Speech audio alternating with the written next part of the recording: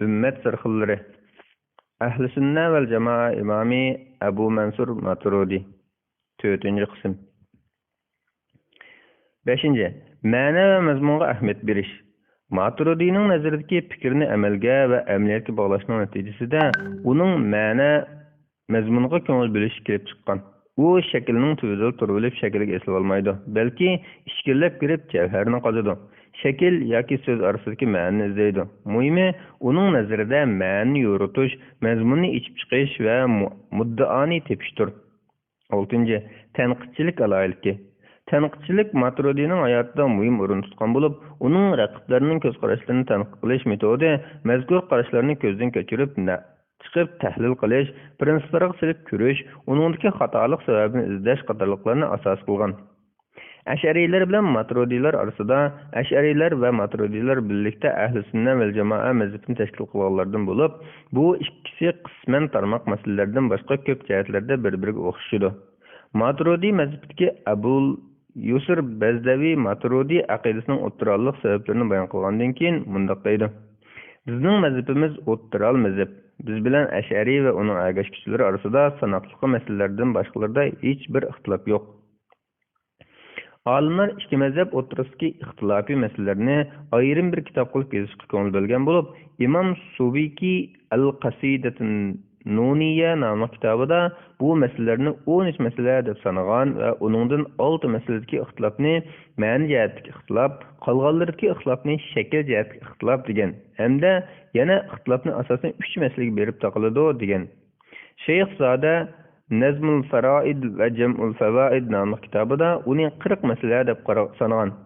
Abu Uzba Ar-Ravda Al-Bahiyya Fima Beynel Aşa'ira vel Maturidiyya namlı kitabıda 13 mesele deb sanagan. İbn Kamal Başa Mesail İhtilaf Beynel Aşa'ira vel Maturidiyya namlı kitabıda 11 mesele deb sanagan. İmam Muhammed Abdu Al-Aqaid Al-Adiyya diye yazgan izahida ikki mazhab o'rtasidagi ixtilof 10 masaladan eshib ketmaydi. Ulardagi ixtilof shakl jihatdagi ixtilof deb yakunlagan. Qanaqla bo'lmasin, ikki mazhab o'rtasidagi bu ixtilofli masalalar ahli qibladan hech kimni kofirga yoki fosiq chiqarib o'tolmaydi. Balki bu yerki ixtilof haqni tepish maqsadidagi insoniy izlanishdir xolos. Maturidi mazhabi besib o'tgan bosqichlar. Maturidi aqidasi bir qancha bosqich va davrlarni besib o'tgan bo'lib, har bir bosqichning o'ziga xos olimlari bo'lgan. Birinchi, qurilish bosqichi.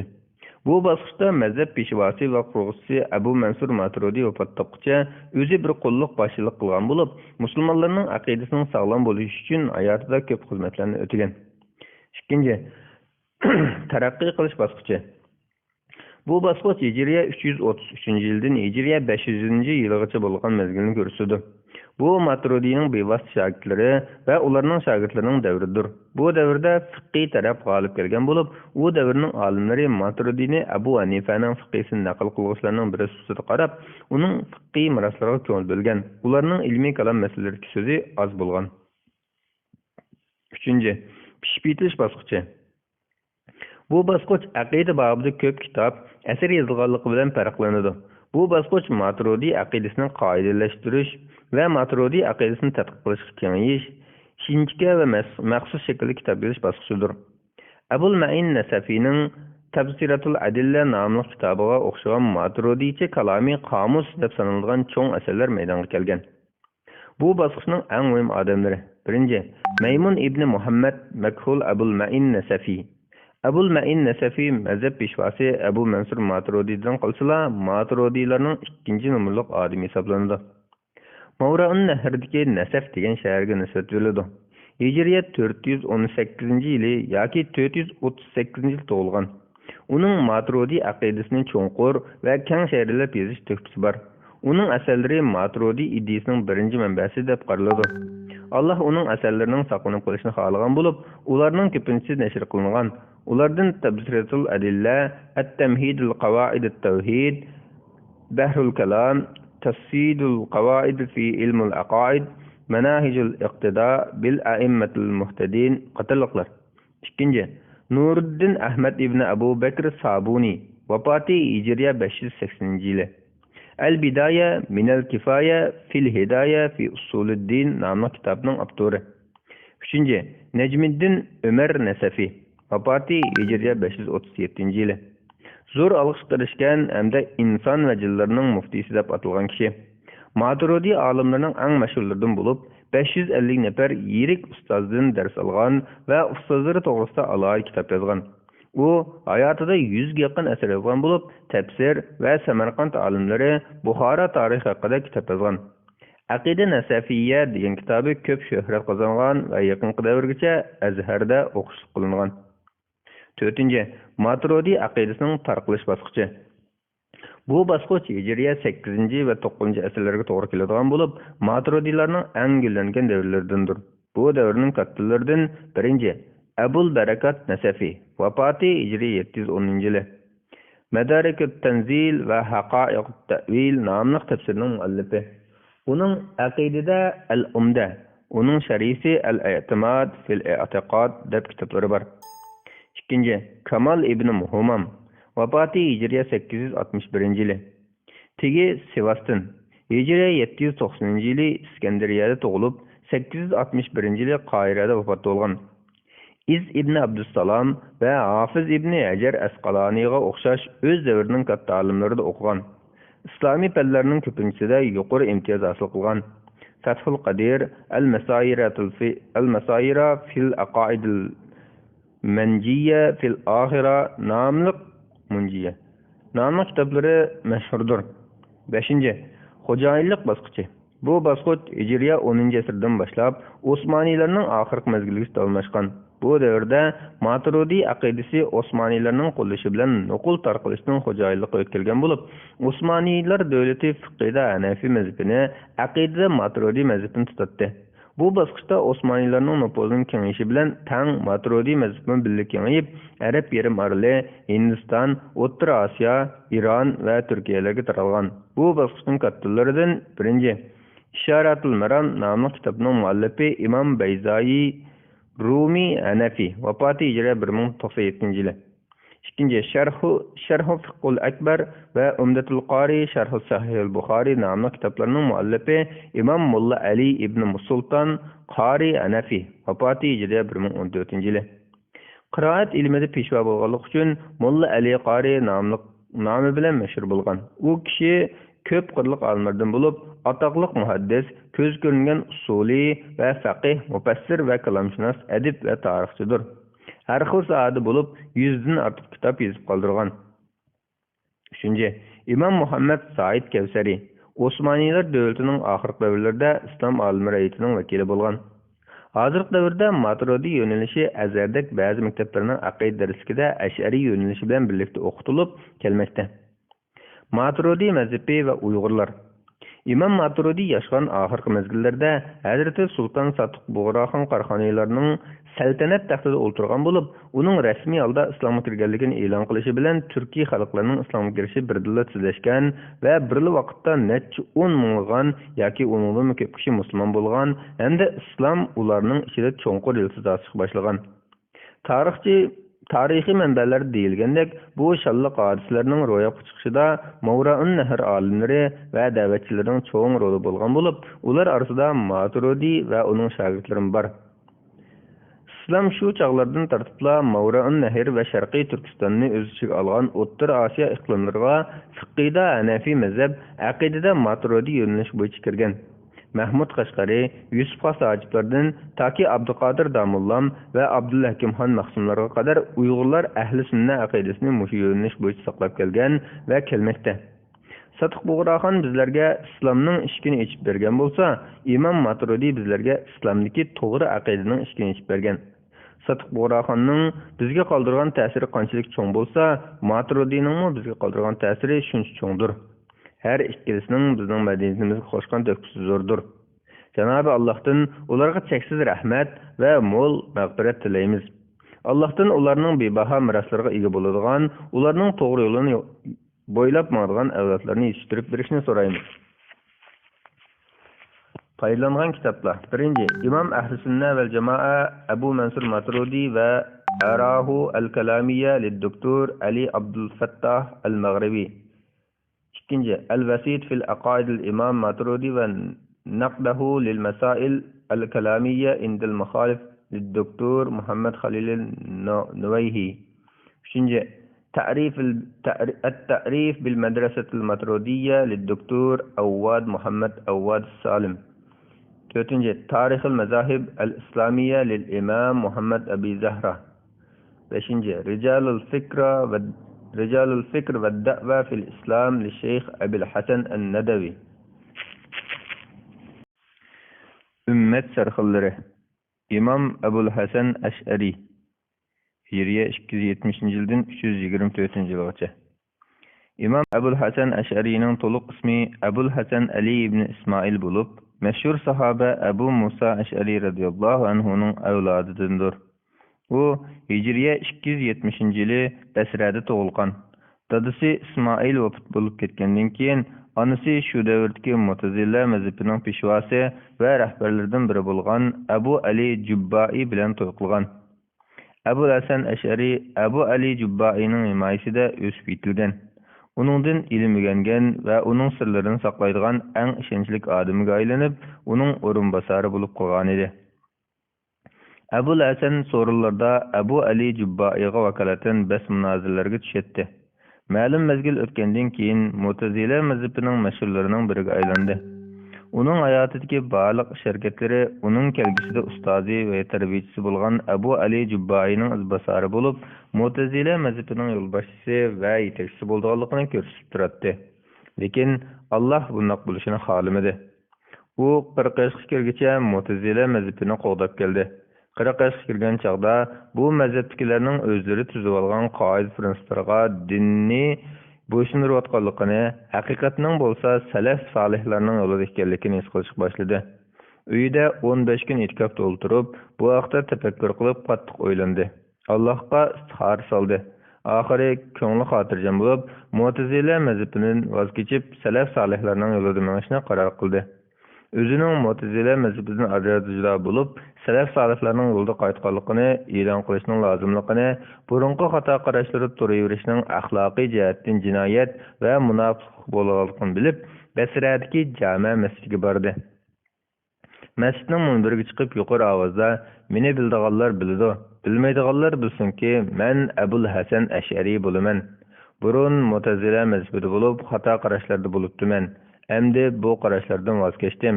Allohga tavba qildim. Bundan keyin Mu'tazila mezhebiga va uning xato qarashlariga radiya beraman" deb javobgarladi. Bu kundan boshlab Ebul Hasan Eş'ari o'zining o'tkir aqliy qobiliyati va kuchli faktlar orqali salaf solihlarning qarashlarini qo'llab, Mu'tazila mezhebiga eng qattiq qarash turadigan va eng qattiq radiya beradigan bir kishiga aylandi. Uning salaf solihlarning aqidasi va uni yetkazishga bo'lgan rasmiyligi hamda qizg'inligi. İmam Ebul Hasan Eş'ari ahli sunna vel jamoaning aqidasiga da'vat qildi va uni qo'g'daydi. Mu'tazilelarga radiya berdi. Mu'tazilelarning so'rovlariga berib, ularni ahli sunna vel jamoaning aqidasi va salaf solihlarning qarashlariga qoyil bo'lib qilishga urinatdi.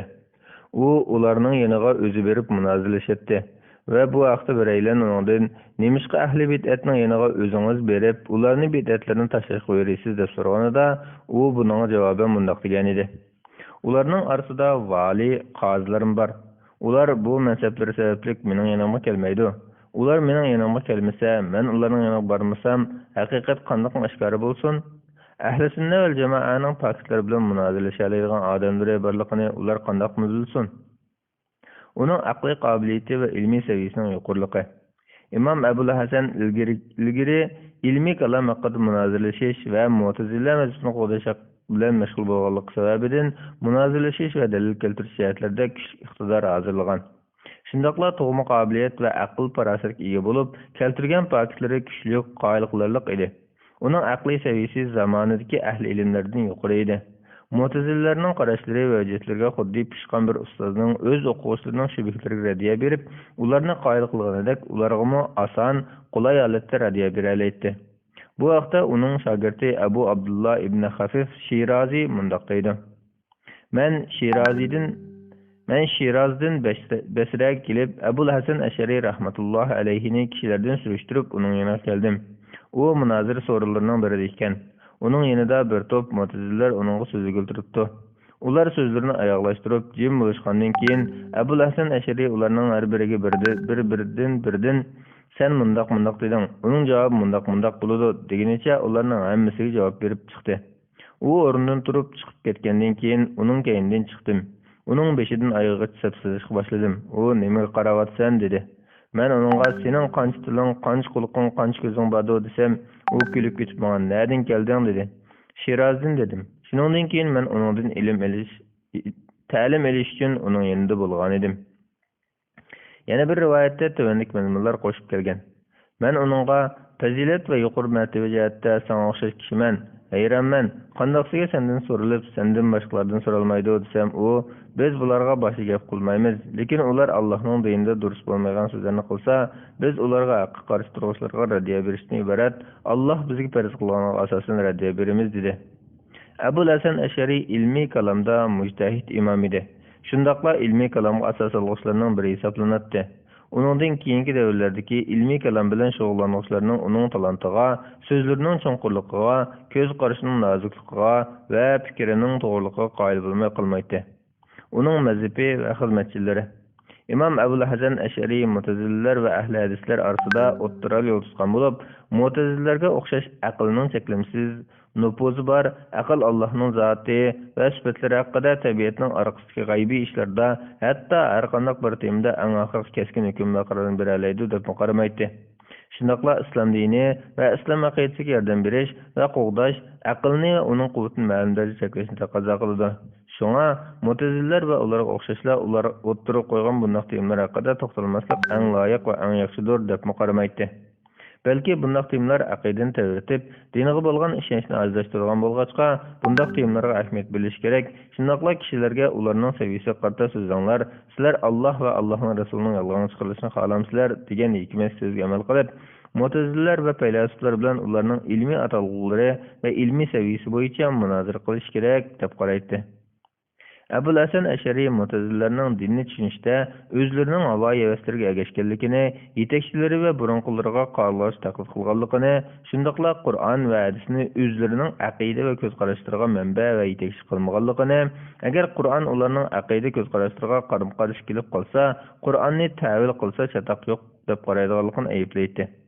İmam Abul Hasan Asharining talanti aqida masalalarida Mu'tazililar va faylasuflar bilan aqliy dalil isbotlarni keltirib, ular tushunadigan til va uslublarda munozaralashganligi, bu orqali islom dini va aqidasining aql bilan kuchlantirilganligi, sog'lom aqlning to'g'ri dinni isbotlaydiganligi, sog'lom aql bilan to'g'ri dinning o'tirsa hech qanday zidlikning yo'qligini isbotlaganligida namoyon bo'ladi. İmam Abul Hasan Asharining qarshida aqida, ilohiyat va g'aybiy masalalarning manbasi Qur'on va hadis edi. Lekin zamonning taraqqiy qilishi, musulmonlarning boshqa din, millat va madaniyatlar bilan aralashishi natijasida kelib chiqqan masalalardan yuz o'rish to'g'ri emas. Chunki bunday masalalardan yuz o'rish islomga ziyon yetkazadi. Ahli sunna va jamoaning aybisini yo'qotadi. Din olimlari bunday masalalarga javob berishdan ojiz degan hukmni keltirib chiqaradi. Shuning bilan azg'un firqadagilar musulmonlar orasiga zaharlarni chechib, shak gumonlarni paydo qiladi. Musulmonlardan bo'lgan ziyolilar yoshlarni o'zlariga moyil qiladi. Shunga sog'lom aqidani qo'g'dash va musulmonlarning qalblariga mustahkam o'rnatish uchun har bir davrdagilar o'z davrida hukm surayotgan ilmiy saviya bo'yicha so'zlashi, ilmiy atalg'ularni qo'llanishi, qarshi turuvchilarga ularning aqliy usullaridan foydalanib turib munozaralashi zarur bo'ladi. Bunday qilish yana eng yaxshi jihad va eng ulug' ibodat hisoblanadi. Asarlari İmam Abul Hasan Ashari nurg'ulg'an asarlarni yozgan bo'lib, ba'zilar bu asarlarning soni 300 ga yetadi. Ularning ko'pincha Mu'tazililarga raddiya berish haqida, ba'zilari boshqa mazhab va firqalarga raddiya berish haqida yozilgan degan. Uning yana Al-Fusul, Al-Lama', Ida al-Burhan, At-Tabyin an Usuluddin, Ash-Sharh wa At-Tafsil fi radd ala ahli al-ifk wa at-tadlil, Kitab al-Qiyas, Kitab al-Ijtihad, Khabr al-Wahid, Al-Amda qatorliq asarlar bor edi. Ibodatlardagi tirishchilik. İmam Abul Hasan Ashari ilm va aql jihatda imomlik va mujtahidlik darajasiga yetgandan sira ibodatlarni qilishda tirishchan va go'zal axloqlarga ega edi. Bu burunqi ulamolarning aloyligi bo'lib, ularning ilm bilan shug'ullanganligi ibodatlarni qilishda tirishchilik ko'rsatishlariga va ko'ngil bo'lishlariga to'sovg'i bo'la olmaydi. Ular o'qish bilan boshqalarga foyda yetkazishni, ibodat bilan zohidlikni birlashtiradi. Ahmad ibn Ali mundaq deydi: "Men Basrada bir necha yil Abul Hasanning xizmatida bo'ldim. U vafot bo'lgan qadar Bag'dodda uning bilan birga yatdim, birga yashadim. Bu jarayonda uningdan taqvodorroq, dunyo ishlaridan uningdan nariroq, oxirat ishlariga uningdan aktivroq biror kishini uchratmadim." Vafoti: Imom Abul Hasan Ash'ari Hijriya 324-yili vafot bo'lib, Bag'dodga dafn qilindi. Kishilar uning jinozasiga qarab, bugun sunnatga yordam berguchi vafot bo'ldi deb to'lashgan edi. Manba: Imom Abul Hasan Nadaviyning Rijalul Fikr va Da'va fil Islam degan kitobidan qisqartib tarjima qilindi. Tarjimada Xalil. Ummat sarxillari. Muhaddislar sardori Imom Buxoriy Hijriya 194-yildan 256-yilgacha. Qur'on Karim musulmonlarni ilmdan boshqa hech qanday narsani Allohning ko'paytib berishini so'rashga rag'batlantirmagan bo'lib, Alloh subhanahu va taolo ilm haqida mundoq degan: "Ey Parvardigorim, ilmimni ko'paytib bergin" degin. Taha surasi 114-oyat. Shuningdek yana Alloh subhanahu va taolo mu'minlardan bir turkum kishilarni dinda olim bo'lishga qiziqtirib mundoq degan: "Mu'minlarning hammasining jihodga chiqishi loyiq emas. Ularning bir turkumi jihodga chiqdi. Ularning ichidagi har bir jamoadan yana bir turkumi diniy olim bo'lib, o'zlarining qavmining qishiga qaytgandan keyin qavmining Allohdan qo'rqish uchun ularni ogohlantirish maqsadida nemishqa ilm o'rganishga chiqmadi?" Tavba surasi 122-oyat. Payg'ambar sallallohu alayhi vasallam pak sunnatida bir necha hadislar orqali ilm talab qiluvchiga ko'p mukofotni va'da qilib, mundoq degan: "Kimki ilmni ko'zlab bir yo'lda mangadi ekan, Alloh uningga jannat yo'lini osonlashtirib beradi." Ilm o'rganishning kattaligi va uning ajrining zo'rligiga dalolat qiladigan buningdan boshqa oyat va hadislar bor. Shubhasizki, din va dunyo yaxshiligining o'ziga mujassamlagan ilmlarning eng afzalidir. Hadis ilmi ana shunday ilmlarning qatoridan bo'lib, Alloh subhanahu va taolo mundoq deydi: "Qiyomat kunida hamma odamni ularning imomi bilan chaqiramiz." Isro surasi 71-oyat. Hadis ahli uchun ana shuningdan sharafli bir martaba yo'qdir. Chunki ularning payg'ambar sallallohu alayhi vasallamdan boshqa imomi yo'q. Bu ummat ichidan bir turkum buyuklar mushu ilmni egallash uchun o'ttirib chiqqan bo'lib, ular suyimlik janobi payg'ambarimizning sunnatini qunib qolgan chang to'zonlardan tozalash uchun tunlarini bidar o'tkazgan. Ular biror hadis olsalar, uning sahih yoki zaifligini va shu hadisning ravilaridagi illatlarni bilib olgudek darajada bu sohada pishib kamolatga yetgan. Natijada bu sohada barliq insonlarni besib tushib, tangdossiz kishilarga aylangan. Shundaqla bu ilm uchun inchik qonuniyatlarni va qimmatli kitoblarni tuzgan. Hadis sarkillari va ustozlarining biri 18 yoshga kirmay turib hadis ilmida kitob yozgan Muhammad ibn Ismoil Buxoriy ana shu buyuklarning eng mashhurlaridandir. Tövəndə biz İmam Muslim hadis illatları doktori deb sifatlagan bu chaqnagan yo'lchining tarjimahanini so'zlab o'tamiz. Uning to'liq ismi Abu Abdullah Muhammad ibn Ismoil Buxoriy Farisi bo'lib, Hijriya 194-yili Buxoroda tug'ilgan. Buxoriyning hadisdagi mahorati kichkidilla oshkora bo'lishga boshlagan bo'lib, hadisni tizli yodlab olganligi, tushunchasining kengirligi, savrchanligi, zehnining sofligi va ilm o'rganish uchun ko'p safar qilganligi bilan tanilgan. Bu to'g'riliq u o'zi mundoq deydi: Sham, Misr va Iroqning shimolidagi jazira iqlimiga 2 qatim, Basraga 4 qatim bordim. Hijozda 6 yil turdim. Hadisshunoslar bilan Bag'dod va Kufaga qancha qatim bilib borganligimni hisoblab bo'lolmayman. U hadisining uslublari va tekstlarini bilib olgan qadar mayli o'zining yurtidagi hadis shayxlari bo'lsin yoki atrofdagi yurtlardagi shayxlar bo'lsin, ularning oldiga ko'p boradi. Hamda ravilarning tug'ilgan, vafot bo'lgan joylari va vaqtlarini arxivlashtiradi. Oxiri u buningda voyaga yetib, hamma go'ngiliqlar uning ro'shan bo'lib ketgan edi. Shayxlari uningda ayman etdi. Uning shayxi Muhammad ibn Salam al-Kindi mundoq degan: "Bu bola qishimga kirsa gangrab qolaman. Menga hadislar aralashib ketib, andishishida qolaman." Buxoriy Makka mukarramaga haj farzini ado qilish uchun berib, shu yerdagi hadis imomlaridan hadis anglab fursatiga erishidi. Shundan keyin u hadis o'rganish uchun Madina Munavvarada turib qolishni qaror qiladi. Yashi 18 ketganda o'zining tunji kitobini yozib chiqadi. Bu vaqtda u o'zi mundoq degan: 18 yoshga kirgan chig'imda Qadayas as-Sahaba va tabi'in yozdim. Uningdan keyin At-Tarixul Kabirni Madinada payg'ambar sallallohu alayhi vasallamning qabrisining yanida oydin kechalarida yozdim. Buxoriy uningga Allohning rahmati bo'lsin. Mayli hadisning sanadi yoki teksti bo'lsin, hadis yodlashda, hadisning sahih bo'lishi bilan zaifni ayirishda hech kim uning oldiga o'tilmaydigan va beslasholmaydigan holga kelgan edi. U kasbi pishiq va mahir bo'lish bilan birga kuchli yodlash qobiliyatini o'zida mujassamlagan edi. Bir qatim u Samarqandga berib, 400 nafar hadis olimlari bilan bir yerga yig'ildi. Ular hadisning sanad va tekstlarini almashtirib o'tib, uningdan imtihon oluvdi va har bir hadisni o'zining sanadi bilan bog'ladi. Ular tekst va sanadda uningdan biror savallikni topolmay, uning ortiqchiligini e'tirof qilishgan edi. Shundaqla uning kitobga faqat bir qarabli yodlab olganligimi rivoyatlarda tilga ilingan. Uning shayxlardan hadis anglash uchun borgan islom yurtlari nurg'un bo'lib, Makka, Bag'dod, Basra, Kufa, Sham, Asqalon, Humus, Dimashq va uningdan boshqa yurtlarni ziyorat qilgan. Uning hadis anglagan shayxlari tovandikicha: Affan, Makkada Muqri, Basrada Abu Asim bilan Ansari, Kufada Ubaydullah ibn Musa, Shamda Abu Mughira va Al-Firyabi, Asqalonda Adam, Humusda Abu Yaman, Dimashqda Abu Mushir qatorliqlar.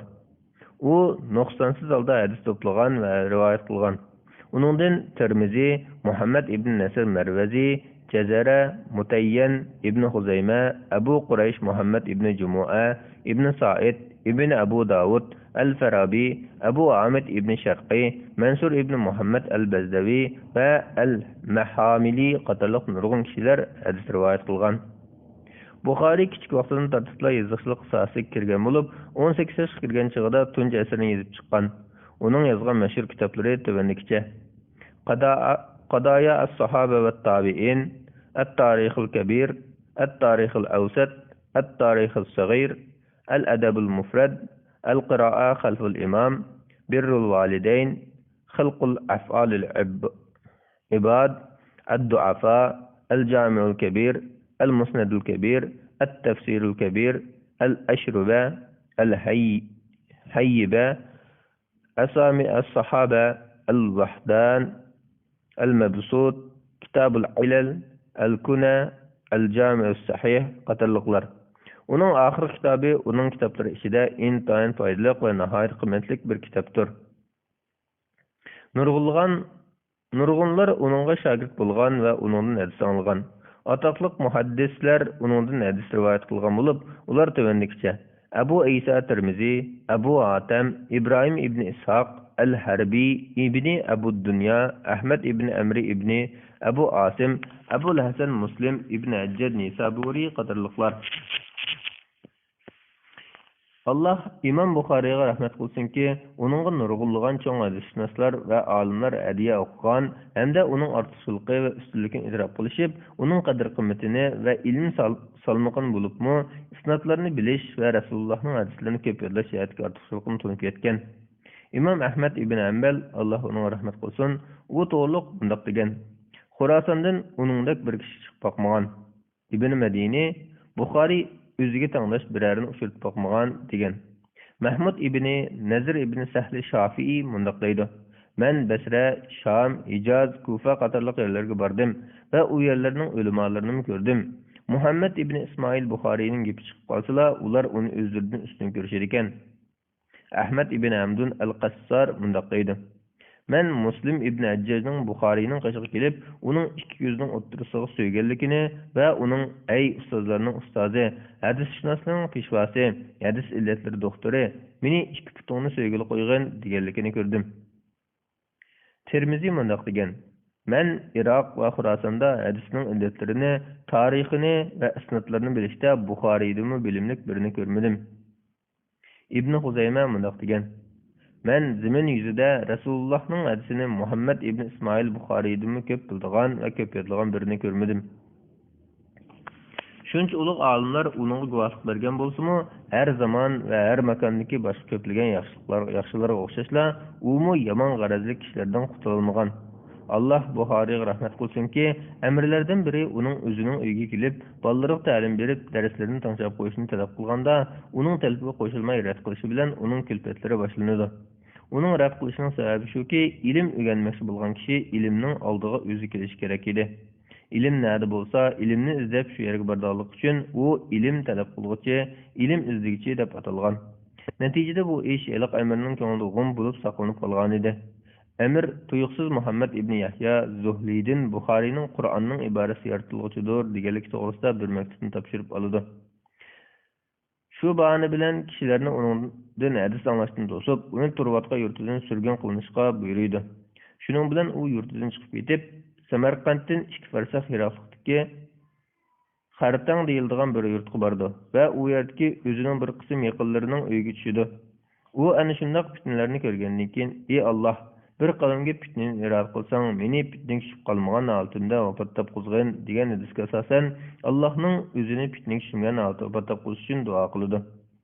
Oxirgi kasal holatida Alloh uning duosini ijobat qilib, ro'za Eid kechasi xuftin namozi vaqtida vafot topqizdi. Hijriye 256 yılı Eid günü peşinden keyin onunğa namaz okuludu. Qaza qilganda uning yaşı 62 idi. Allah bu ulug' imomga rahmat qilsinki, u hayotining oxirgi nafaslarga qadar Rasulullohning sunnatini qo'g'didi.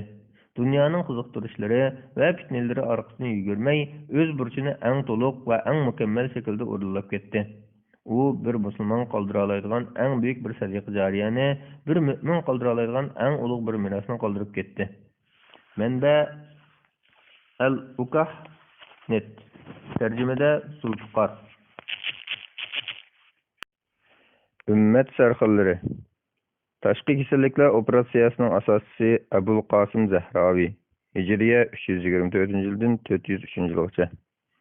Şübhəsizki, u barlıq tashqi kasalliklar doktorlarının raisidir. Peter Argalata. İslam haqiqatan ilim dinidir.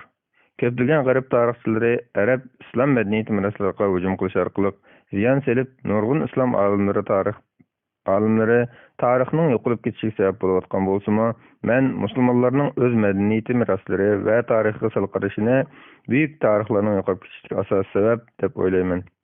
Bu mislsiz talant egisining tarjimonini ko'rishdan burun har biraylan mundaq bir oddiy savolga javob berib beqish kerak. Siz hayotingizda bir qatim bo'lsa-mu buyuk musulmon olim Abul Qasim Zahravining ismini anglab boqqanmi? Hammamiz shuni bilishimiz kerakki, bu ummat o'zining haqiqiy tarixini tanimog'icha hargiz bosh ko'tara olmaydi. Ulug'larimizning tarixi unutilishi qilaverdi ekan, bolalarimiz kichkidalik har zabulliq sini emgandir. Bolalarimiz o'z ummidining shonliq tarixini o'rganmaguncha aslo yaramliq odam bo'lolmaydi.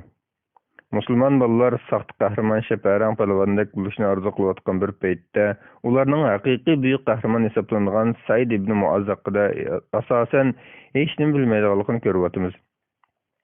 Yoshlarimiz Akuka raoyatlarining hikoyasiga masxush bo'layotgan bir paytda ularning hech qaysining Akuka baruslar to'g'risida biror narsa anglab boqmaganligini ko'ryapmiz. O'qitish programmalarimiz Edison bilan Einsteinni ulug'layotgan bir paytda biz shu programmalarning Zahraviydek insoniy bilimlar tarixida tang'ishi oz ko'rilgan ajoyib bir musulmon olim to'g'riliq hech narsa so'zilmaydiganligini ko'ryapmiz. Shunga biz bu kitobdagi ozg'in sahiflar orqali bu ulug' ummatning olimlaridan yo'riq namunalarni tanlab chiqishga tirishdik. Istikimiz ummatning tegi-tegiga cho'nqurlab kirib, yoshlarga esil namunalarni taqdim qilishdir. Bu yazmalarimiz Allohning izni bilan o'z ummatining shon sharafini eslik keltiradigan islom yoshlarini olg'a sildish bo'lg'ay. Agar mag'lubiyatchilardan biri sizni bo'shashtirib, biz har tarafdan chekinib, madaniyat sho'risining eng to'yin bosqichida so'rilib yurayotgan vaqtda yana nimishqa o'tmishga yig'lab, ilgirki olimlarning tarixini eslab yurasiz deb so'rasa, shu aman uning aytingki, faqat sizdek ichki jihatda yengilgan mag'lubiyatchilarning sababidan bu ummatning a'zolari orasida chekinish paydo bo'lgandir. Bizning bu kitobdan ko'zlagan maqsadimizmi yillardan beri bizga tanilgan qorong'ulikqa bir sham yondirishdir xolos. İchki jihatda mag'lub bo'lganlar qorong'ulikqa ming qatim la'nat aytishi mumkin bo'lsa-mu, bir tal sham yondirishdan yiroqdir. Darvaqa, musulmon olimlarning alohidaligi shuki, ular insoniyat olimlari ichida ilmga hammadan burun ko'z ochgan, ular boshqalarga taqlid qilmagan, balki ijod qilgan. Musulmon olimlar ilgari to'nilib boqmagan yangiliklarni ijod qilgan bo'lib, qahramonimiz Zahraviy mana buning eng tishlik misolidir. Qahramonimizning to'liq ismi Abul Qasim Xalaf ibn Abbas Zahraviy bo'lib, Andalus Qurtubalik, G'arbda Abdu Jasis degan nom bilan tanilgan. Bu cho'ng olimning nasabi ansariylarga tutishidi. U shu chog'larda ilmiy va madaniy taraqqiyotlarda dunyoning poytaxti deb qaralgan Qurtuba shahrida yashagan. Zahraviy necha asr bo'yicha dunyoda o'tgan tashqi kasal doktorlarning eng kattasi bo'lib hisoblandi. Ko'pchilik kishilar uni yangi davr operatsiyasi ilmining otasi deb ta'riflaydi. At-Tasrif liman ajaza an at-ta'lif degan kitobi tiborat tarixida yozilgan eng katta kitoblardan biridir. Bu kitob necha asrlar mobaynida Yevropadagi meditsina o'quvchilarining birinchi o'rganish manbasi deb qaralgan. Zahraviy 30 tomlik ushbu asarni milodiya 1000-yili bitirgan. U o'z zamonasida tonilgan meditsina va dorigarlik ilmlarini to'plagan bo'lib, kitoblarga ig'iz bo'shliq ilmi, tug'ut ilmi qatorliq turli tibbiy ilmlarni kirgizgan va 50 yilga so'zilgan uzun mezgillik tibbiy tajribalarining yakunini o'tirib qo'ygan.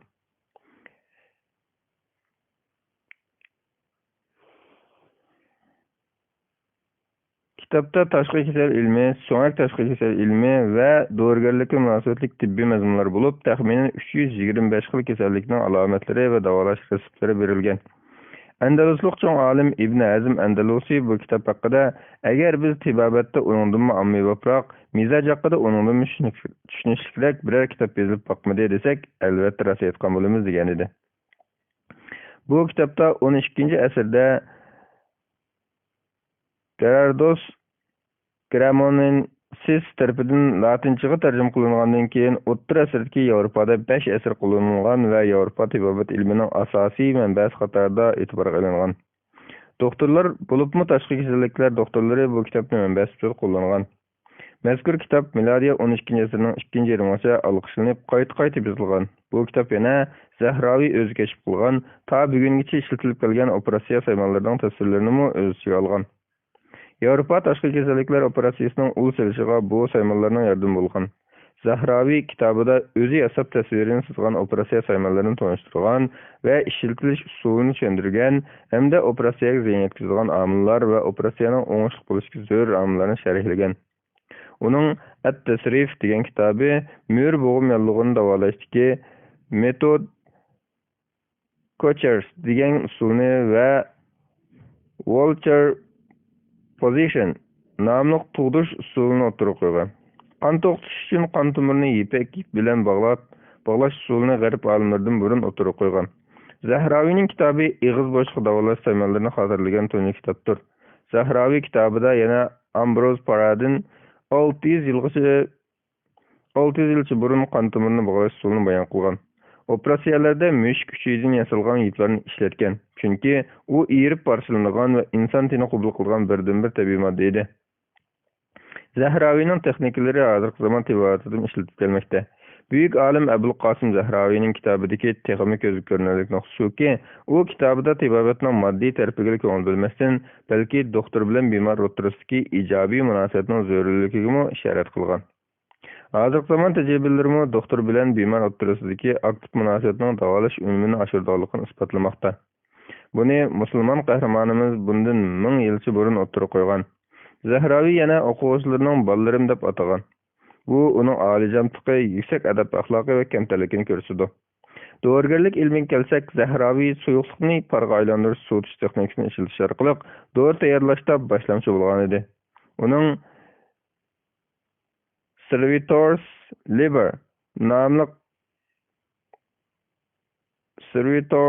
Liber degan nomda latincha tarjima qilingan kitobi murakkab dori o'simliklaridan ham ashyo tayyorlash usulini inchik tushuntirganlikdan zo'r ahamiyatga egadir. Zahraviy yakka va murakkab dorilardan xabardor edi. Buyuk islomiy olim Abul Qasim Zahraviy o'rta asrdagi tashqi kasalliklar ilmining eng chong asosi bo'lib hisoblanadi. Mayli qo'llangan tibbiy texnikalarda bo'lsin yoki o'z yasagan tibbiy saymonlarda bo'lsin, Sharq va G'arbda uning tuhfalarining ta'siri kuchli bo'lgan edi. Uning ba'zi ijodiyatlari hatto bugungacha ishlatilib kelmoqda. Zahravi balyatqu sırtığı oruluşup qalğan amilini təsvirləb bergen tunji doktordur. Qanaşqa mayılıq kesilinin irsi təbiitini bayqagan tunji kişidir. Yana yürek körük selişini süsbetligen tunji kişi buluş bilen birge şu fikirinin igisi ve üskünlerinin icatçısıdır. Burungu doktorlar xatarlıklıkiden pedin almagan kanayını kesip şilanka seliş operasiyası tracheotomi dek qiyin operatsiyalarını muvaffaqiyat tutarlıq qılğan. Yana tuğulğan ballarda boladigan taşqi söylük yolunun etilip qilishini davalash üçün nahayat inçik bir saymanı kesip qılğan. Şuningdek kökrek boşluğundan ve çoңqur yerlerden qanını toluq çıkarıp taşlashda utuq qazanğan. Zahravi yarani tikish üçün maxsus iplarni yasagan ve onu 3 ay operasiyasi işletken tunji kişidir. 2 yana ve puxta bir ip bilen içki tikish elip bargan kişidir. Adatdagi asal ichimlikini tindirishda kömür ishlatgan tunji kişidir. Tarixda dori kapsuli yasash uchun maxsus qilib ishlatgan tunji kişidir. Boğum yolluğu ve bel omurtqısı şalanışı hakkında izlenen tunji kişidir. Qan to'xtatish uchun paxt ishlatgan tunji kişidir. Şundaqla hozirgacha doktorlarda ishlatilayotgan dorilik chaplaqni yasagan tunji kişidir. Arab tibbiyot tarixchisi Donald Campbell Zahravining Yevropaga ko'rsatgan ta'sirini mundaq deb so'zlagan. Zahravining usullari Galenusning usullarini bekor qilib o'tdi va Yevropada 500 yil muhim o'rin tutdi. Shuningdek, Xristian Yevropada tashqi go'zalliklar operatsiyasining taraqqiy qilishiga yordami bo'ldi. 14-asrdagi fransiyalik tashqi go'zalliklar doktori Guido Chauliac Zahravining At-Tasrif liman ajaza an at-ta'lif degan kitobidan 200 qatimdan ortiq naql qilgan. Peter Argalata milodiy 1953-yilda vafot bo'lgan. Zahravini mundaq deb tanishtirgan. Shubhasizki, u barliq tashqi kasal doktorlarining raisidir. Zahravining ta'siri Yevropaning gullanish davriga dalmashgan bo'lib, fransiyalik tashqi kasalliklar doktori Jacques Delchamp uning kitobidan naql olgan.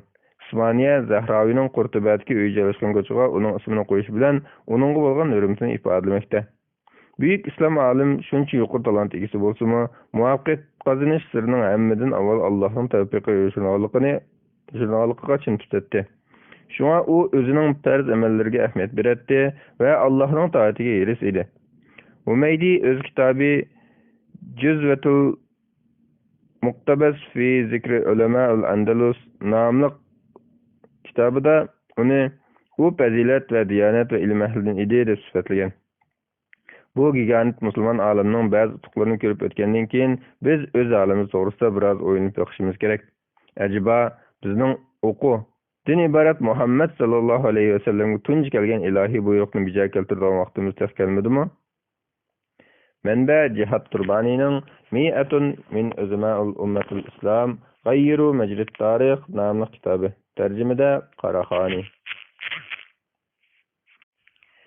Ümmet sarxillari. İslam bahadiri Sultan Mahmud G'aznavi. Hijriya 360-yildan 421-yilgacha. U ilgiri musulmonlarning otlari dastimgan tuproqlarda otlarini chaptirgan, islom yetib bormagan ellarda islom bayrog'ini egiz ko'targan bir sulton. U davlatning qo'l qanoti, dinning omonatdori, haqning yordamchisi, dinning yo'lanchisi va davlatning boshpanoyi. U dal eng cho'ng butun qochoqlagan, Hindistonni bo'ysundirgan buyuk mujohid sulton Sibok Tekin o'g'li Abul Qasim Mahmud G'aznavidir. Tug'ilishi va o'sib yetilishi. Sibok Tekin o'g'li Mahmud milodiya 971-yili, hijriya 360-yili Muharram oyida G'azna shahrida tug'ilgan. G'azna hozir Afg'onistonga joylashgan bir shahardir. Yana bir rivoyatda Baliqda tug'ilgan deb e'lonlangan. U nihoyat batur, qo'rqmas tarbiyalangan bo'lib, kichikdan tartibla islom dushmanlari bo'lgan hindlar va buhayviylarga qarshi urush qatnashgan. Dadasi Sibok Tekin buvayhiylar ustidan g'alaba qilgan Nishapur urushida uning to'pisi zo'r bo'lgan. Bu uning qiron chog'lari edi. Uning dadasi G'aznaviylar davlatining quruqchisi Nasriddin Sibok Tekin milodiya 976-yili, hijriya 366-yili G'aznaga vali bo'lgan. G'azna o'choqlarida Xurason va Mavraun Nahr allariga hukmronlik qilayotgan Samaniylar davlatining bir viloyati edi.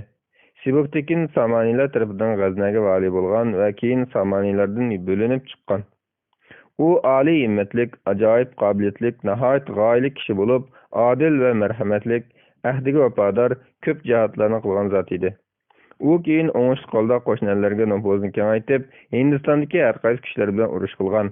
Shundaqla ko'plagan qo'rg'on va qal'alarni bo'ysundirib, oxirida Osiyoning g'arbiy janubida cho'ng bir davlat qurishga muvaffaq bo'lgan. Siboktekin Hijriya 387-yili, milodiya 997-yili vafot bo'lgandan keyin o'g'li Ismoil hokimiyatni qo'lga olgan va kishilar uningga bay'at qilgan. İsmail tədbirsiz də sübətləngən olub, aksi Mahmudni dadasının mirasını məhrum qılıb etməkçi bolğan. İsmail G'aznaga hukmron bo'lgandan keyin qo'shinlar uni iqtidorsiz ko'rib, uni kontrol qilib olgan hamda uningga ortiq talab qo'yib turib olgan. Natijada u dadasining xazinalarini qo'rqitib qo'ygan. Shuning bilan Amir Mahmud Ismoilning o'rniga chiqib, hokimiyatni qo'lga olgan va G'aznani bo'ysundirib, o'zini sulton deb jakarlagan. Davlatga sulton bo'lishi. Siboktekin o'g'li Mahmud sultonlik huquqini qo'lga olgandan keyin sunnatni ustun qilib, Rafiziylar va Mu'tazillarni chekladi. Hokimiyat yurgizishda Umar ibn Xattob radhiyallohu anhuning yo'lini tutdi. U olim va peshqadamlarni o'z yoniga tortdi. Ishlarda ularga maslahat solatdi. Shayxul Islom ibn Taymiya o'to'rliq bundoq degan. Siboktekin o'g'li Mahmudning podshohligi o'z irqidan bo'lgan podshohliklar ichidagi eng yaxshi podshohliklarning biri bo'lganlikdan islom va sunnat uning davrida nihoyat aziz edi. U mushrik indilarga qarshi g'azab qilgan edi. U adolatni shunday qanot yaydirganki, hech kim uningdek qanot yaydira olmagan. Uning mezgilida sunnat g'olib, bid'at xor edi. Ibn Taymiya fatvolar to'plami 422-bet. Sultan Mahmud Bag'doddagi xalifa Qodir Billah nomli xutba o'qigan bo'lib, ya'ni musulmonlar dunyosiga xalifa bo'lgan kishining xalifaligini e'tirof qilib va itoat bildirib, juma xutbasida uning nomini tilga olib turib, uning duo qilishini ko'rsatdi. Ushbu Abbosiylar xalifasi Mahmudning qo'l ostidagi Xorason, Jibal, Sind, Hindiston va Tabariston ellariga uning sulton bo'lishini ma'qullagan edi. Xalifa uningga nihoyat esil bir sharaf to'ni avatgan bo'lib, ilgari hech bir xalifa hech bir sultonga undaq to'ni avatib boqmagan edi. Xalifa yana uningga davlatning qo'l qanoti, dinning omonatdori, haqning yordamchisi, dinning yo'lanchisi, davlatning boshpanoyi qatorliq hurmat nomlarini bergan. Uzun o'tmay Siboktekin o'g'li Mahmud o'ziga Hindistonni bo'ysundiruvchi va eng cho'ng butni podshohlig'icha degan nomni qo'shgan. Sultan Mahmud Siboktekin nihoyat keskin va adolatparvar ediki, aroq ichish bo'lsin, yoki sotsialist bo'lsin, yoki Mu'tazila va Shia ideyalarini tarqish bo'lsin, uning davlatida hech kim oshkor gunoh ma'siyat qilishga jur'at qila olmaydigan edi. U olimlarni qadrlaydi va hurmatlaydi. Olimlar har qaysi joylardan uni panoh tortib kelatdi. Fuqarolarga odil va muloyim bo'lib, ko'p xayr ishlar qilibdi. Uningdan boshqa yana din dushmanlariga qarshi nurg'un jihatlarni qilgan edi. Uning islom uchun qo'lga keltirgan fatihlari tarix sahnalaridan mashhurdir. Sultan Mahmud Siboktekin adabiyot va boshqa fanlarni nihoyat qo'llab-quvvatlagan bo'lib, uning davrida nurg'un olimlar va shoirlar yetishib chiqqan edi. Ulardan Abu Rayhon Biruni, fizik va ensiklopedik, Abul Fath Bosti, Asjadi, Bayhaqi muhaddis, Farahi, Munochahir, Unsuri, Kasai, grammatikalim, Daqiqi, G'azairi qatorliqlar bordir. İchki safni mustahkamlash. Sultan Mahmud Siboktekin keng ko'lamli jihati harakati va zo'r natijalar orqali o'zining islom tarixidagi eng buyuk fatihlardan ekanligini isbotladi. Tarixchilar bu vaqtda uning qo'lga keltirgan fatihlari xalifa Umar ibn Xattobning fatihlariga teng keladi degan edi. U nihoyat dona jihat siyosati qo'llangan bo'lib, uning jihat siyosati hammadan muhim bo'lgan harbiy, siyosiy va aqidaviy jihatlarda ichki safni mustahkamlashni asos qilgan. U tuvandagidek harakatlarni olib borgan. Birinchi, Mu'tazila, Shia, Jahmiya, Qarmatiyya va Batinilarga o'xshash ahli sunna va jamoa aqidasiga xilof barliq azg'un mazhablar va aqidalarni yo'qotgan, ham o'z hokimiyati ostidagi rayonlarga salaf solihlarning aqidasini tarqatgan. Islom ummatidagi barliq bo'lginchilik va tushkunlik omillarini bir hisoblangan Shia mazhabi Buvayhiylar davlatini yo'qotgan. Chunki shu mezgillarda ahvol xatarlik bo'lib, hatto musulmonlarning fikr iddisi Paris Sasaniylar davriga qaytib qolgan va Shohinshahga o'xshash majusiylarning nomlarini qo'llanish avj olgan edi. Sultan Mahmud ana shu Shia davlatini yo'qotish orqali islom uchun keng katta xizmat ko'rsatgan. 3. Hindiston rayonida jihodiy harakatlar va fatihlarning o'ng'ishli bo'lishiga qattiq ta'sir ko'rsatgan va ojizlab tushkunlashib ketgan Samaniylar davlatini yo'qotgan. 4. G'ur mamlakatini islomga kirgizgan. G'ur mamlakati hozirgi Afg'onistonning o'rta qismida joylashgan. keng ketken çöllik rayonlardır. Sultan Mahmud ularga muallim, da'vatchi va qarilarni avatgan. Shundaqla yana hozirgi Pokistonning Multan rayonidagi kichik Qarmatila davlatini yo'qotgan. Bu davlatga Abul Futuh Davud ismli bir kishi hukmronlik qiladi. Sultan Mahmud bu eldan Batiniya va Ismoiliyaga o'xshash azg'un aqidalarni qaymoqqan firqalarni yo'qotgan. 5. Sultan Mahmud o'z davlatining Bag'doddagi Abbosiylar xalifaligi bo'ysunganligi va qo'shilganligini e'lon qilib, Abbosiylar xalifasi Qodir Billah nomiga xutba o'qigan.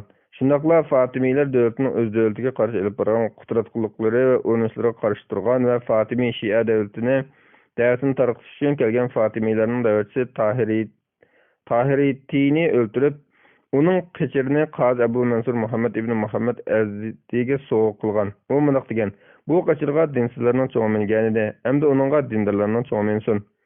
Bir uy xuddi avval uldan bitib chiqqandek Sultan Mahmud Sibuktekin davlatni mushundaq uzluksiz holatda ichidan tuzab chiqib, davlatning ulini iymon, aqida va harbiy kuch jihatdan mustahkamlagan edi. Hindistonni fatih qilishga bir yurish keng ko'lamli jihodiy harakatlarga tayyorlanish uchun mustahkam bir saf tashkillagandi. Hindistondagi fatihlari Hindistonni fatih qilish Umar ibn Xattob radhiyallohu anhuning davridan tortib 4 asr bo'yi xalifalar va sultonlar tushib kelayotgan cho'ng bir tush bo'lib kelgan edi. Shu keng zaminni fatih qilish uchun necha qatimliq qo'shinlar avatilgan va necha qatimliq hujumlar qo'zg'algan edi. Ünlü bo'lgan hujumlarning birinchisi xalifa Valid ibn Abdulmalikning davrida qo'mondon Muhammad ibn Qasim Saqafiyning qo'mondonligi ostida ro'yobga chiqqan. U Hindistonning shimoliga askarlab kirib, Daybul shahrini fatih qilgan va u shaharga bir masjid solgan. U yerda 4000 kishilik bir muhofizatchi qism turg'izgan. Shuning bilan Daybul Hindistondagi tunji arab shahriga aylangan. Keyindan hujumlar qo'zg'algan, biroq Umaviylar davlati mezgilidagi dastlabki hujumlarda kuchli bo'lmagan. Abbasiylar davrida musulmonlarning Hindistondagi mavjudligi bir-biri ajrashib, burunqi fatih qilgan yerlarini saqlab turib qolgan. Sirtqi qatda azroq kengayib, Kabul, Kashmir va Multan orasiga joylashgan rayonlarni tizginlagan. Bu holat toki Alloh taolo butun Shimoliy Hindistonni fatih qilishga muyassar qilib, polvonimiz Mujohid Sulton Mahmud Sibuktekinning qo'li orqali keyingi fatihlarning yo'lini ochgan qadar davom qilgan. Sibuktekin o'g'li Mahmud taxtga chiqib tunji bo'lib, Shimoliy qo'shnisi bo'lgan Qorxoniylar davlati bilan tinchlik kelishim tuzgan. Va shuningdan keyin Shimoliy Hindistonga 16 qatim harbiy yurish qo'zg'agan. Sulton Mahmud Türklerden bo'lib Hindistonni fatih qilishga qatnashganlarning ko'pinchisi turklar edi. 2018-yili sultonning 12-qadamli harbiy yurishiga Turkistondan 20 ming kishi fidoyi bo'lib qatnashgan. Shuning bilan uning qo'shinining soni texmi oshgan. Natijada Hindistonning parchalarini bir-birlab yo'qotgan. Hijriya 392-yili, milodiya 1001-yili Hindiston podshohi Jaybalga qarshi hujumga Sibuktekin o'g'li Mahmud o'zi qo'mondonlik qilgan. Jaybal shu chog'dagi Hindiston podshohlarining eng cho'ngi va islom davlatiga qarshi eng cho'ng to'silg'i edi. U yana Hijriya 398-yili, milodiya 1007-yili G'aznaviylar davlati bilan Multan orasiga joylashgan davlatning podshohi Amdibalga qarshi hujumga qo'mondonlik qilgan. Milodiya 1009-yili, Hijriya 400-yili podshoh Nakirkut bilan ilishib, uni jizya to'lashga majbur qilgan. Milodiya 1019-yili, Hijriya 410-yili podshoh Raja Nan bilan urush qilgan. Ana shu urush Nagaridek bir rayonda islomning keng tarqalishiga sabab bo'lgan. Buningdan boshqa yana milodiya 1018-yili, Hijriya 409-yili Gujarat podshohi Baydani yo'qotgan. Bu fatihlar birinchidan Allohning marhamati, ondan qolsa Sibuktekin o'g'li Mahmud qo'mondonlik qilgan otliq qo'shinning to'pisi bilan vujudga chiqqan. Ba'zi arab tarixchilar va tarixshunoslarning rivoyatiga asoslanganda, uning qo'shinining soni 100 mingga yetgan bo'lib, hammasi eng yangi, eng yaxshi qurollar bilan va Hindistondagi musulmonlarning janglarida asosiy qurol hisoblangan pillar bilan qurollangan. Sultan Mahmud Sibuktekin pildan iborat bu qurolga yuksak darajada ahamiyat berdi. Hatto qoida ba'zi Hindiston podshohlari bilan pillar badaliga so'li tuzatdi. Eng cho'ng but Sumnat. Sultan Mahmud hindlarga qarshi urushlarda arqa-marqa nusrat qo'llanib keldi. U har bir butni chaqsa, hindlar bu butlarga va shaharlarga iloh Sumnat g'azab qilgan o'xshaydi. Agar iloh uningdan rozi bo'lgan bo'lsa, uning qasd qilganlarni cho'qimaloq qilgan bo'ladi deyishadi. Shuning bilan Sultan Mahmud atrofidagilardan Sumnatning nimaligini so'radi. Ular hindlarning eng cho'ng buti deb javob berdi. Hindlar aytilgan kishi mushu butni tavob qilgan bo'lib, uning atrofi odamlar bo'lib ketadi. Hindlar inson o'lgandan keyin ruhlari Sumnatning bo'lib ketadi. sunnatni qishiq to'plandi, ondan u o'zi xohlagan odam guruhlarini ko'chirdi deb e'tiqod qiladi. Dengiz suyining ko'tarilishi va pasishi ularning qarshida dengizning sunnatga ibodat qilganligi edi. Ular uning oldiga qimmatli narsalarni tashlaydi. Ularning yiqqan mol, targan mol-dunyolarning hammasi uning qishig'i edi. Uning yana 10 ming parchadan oshgan vaqt bermiliklar bor edi. Bu butning qishida har kuni 1000 kishi ibodat qiladi. 300 kishi maxsus kelgan ziyoratchilarning chasaqallarini chilatdi. 300 er kishi va 500 ayol kishi naqsh etib, usul o'ynatdi. Natijada Sultan Mahmud bu butni chiqib o'tishni iroda qildi. Ondan o'zi bevosita qo'shiqlarni boshlab sunnatni qilishga keldi. Sultanning pul-mol va sovg'alarni rad qilishi. Hindilar Sultan Mahmud Siboktekinning bu cho'ng butni chaqmay qo'yish uchun unga nurg'un pul-mol bermoqchi bo'ldi. Ba'zi amirlar jihodiy harakatlarga harjangan zo'r chiqimlarning va ko'p tashkilotlarning o'rnini to'ldirish uchun Sultan Mahmudga pul-molni elib mazkur butni ularga qoldirib qo'yishni taklifini berdi. Sultan Alloh taologa istig'for qilib boqay deb qaytib ketib, asatgan mundoq dedi. Sizlar degan ish to'g'riliq deb o'ylandim. Qiyomat kuni butni chaqqan Mahmud qani deb chaqirishim men uchun mol-dunyoga erishish uchun butni chaqma qo'ygan Mahmud deyilganini ko'p yaxshi deb qaradim. Allohu akbar. Alloh bilan qasamki, mana bu haqiqiy mardlikdir. Mana bu Allohga qulluq qildirishning eng yuqori namoyandasidir. U haqiqatan barliq jihatlarni Alloh uchun, Allohning kalimasini ustun qo'yish uchun qilgan edi. Miladiy 1026-yili yanvar oyida, Hijriy 416-yili Zulqa'da oyida musulmonlar qattiq kurash qilgandan keyin Hindlar ustidan g'alaba qozondi. Hindlardan sunnat butxonasini qo'dib turayotgan 50 ming kishi qatl qilindi. Mahmud butxonaga kirib, eng cho'ng butni chaqdi, ham butning ustidan va ichidan urushga xarjlangan pul-moldan nechasi eshib tushadigan oltin, go'har va qimmatli buyumlarni topdi. Butning yanında bir xazina bo'lib, uning ichida oltin kumushdan yasalgan nurg'un butlar bor edi. Butlarning ustida javohiratlar asılgan va oltindan kashlangan qimmati 20 million dinardan oshadigan yutuqlar bor edi. Subhanallah. Pul-mol bedliga butni chaqmay qo'yib qo'ymoqchi bo'lgan qo'shin amirlari butning ichidan chiqqan mol-dunyolarni ko'rgandan keyin Allohga ko'p hamd sano aytdi. Vafoti. Sultan Mahmud armay-tarmay davomli jihad bilan o'tgan edi. Oxirgi kunlarda uning qursiga bir kasal tegib, kun sari og'irlab ketdi.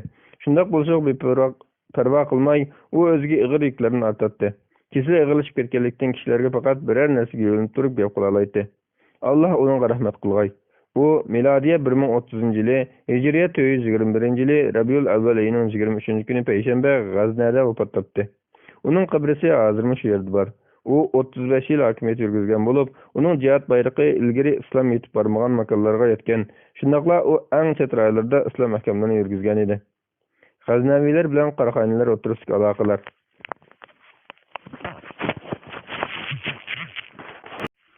Ummat sarxallari. Islom bahodiri Sultan Mahmud G'aznaviy 2-qism. G'aznaviylar bilan Qarxoniylar o'rtasidagi aloqalar. G'aznaviylar davlati bilan Qarxoniylar davlati o'rtasidagi siyosiy aloqalar bir xil holatda muqim turmagan. Ikki taraf orasidagi to'xtam va ahdnomlarga asosan bu aloqaga gohi tinchlik va do'stonlik hukm sursa, gohi jiddiylik va inoqsizlik hukm suradi.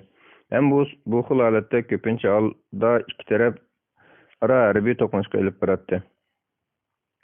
Qarxoniylar G'aznaviylarga qarshi qo'zg'algan urushlar ko'pincha ularning manfaati uchun foyda qilmasdan ko'p hollarda ularga cho'ng ziyonlarni keltiradi.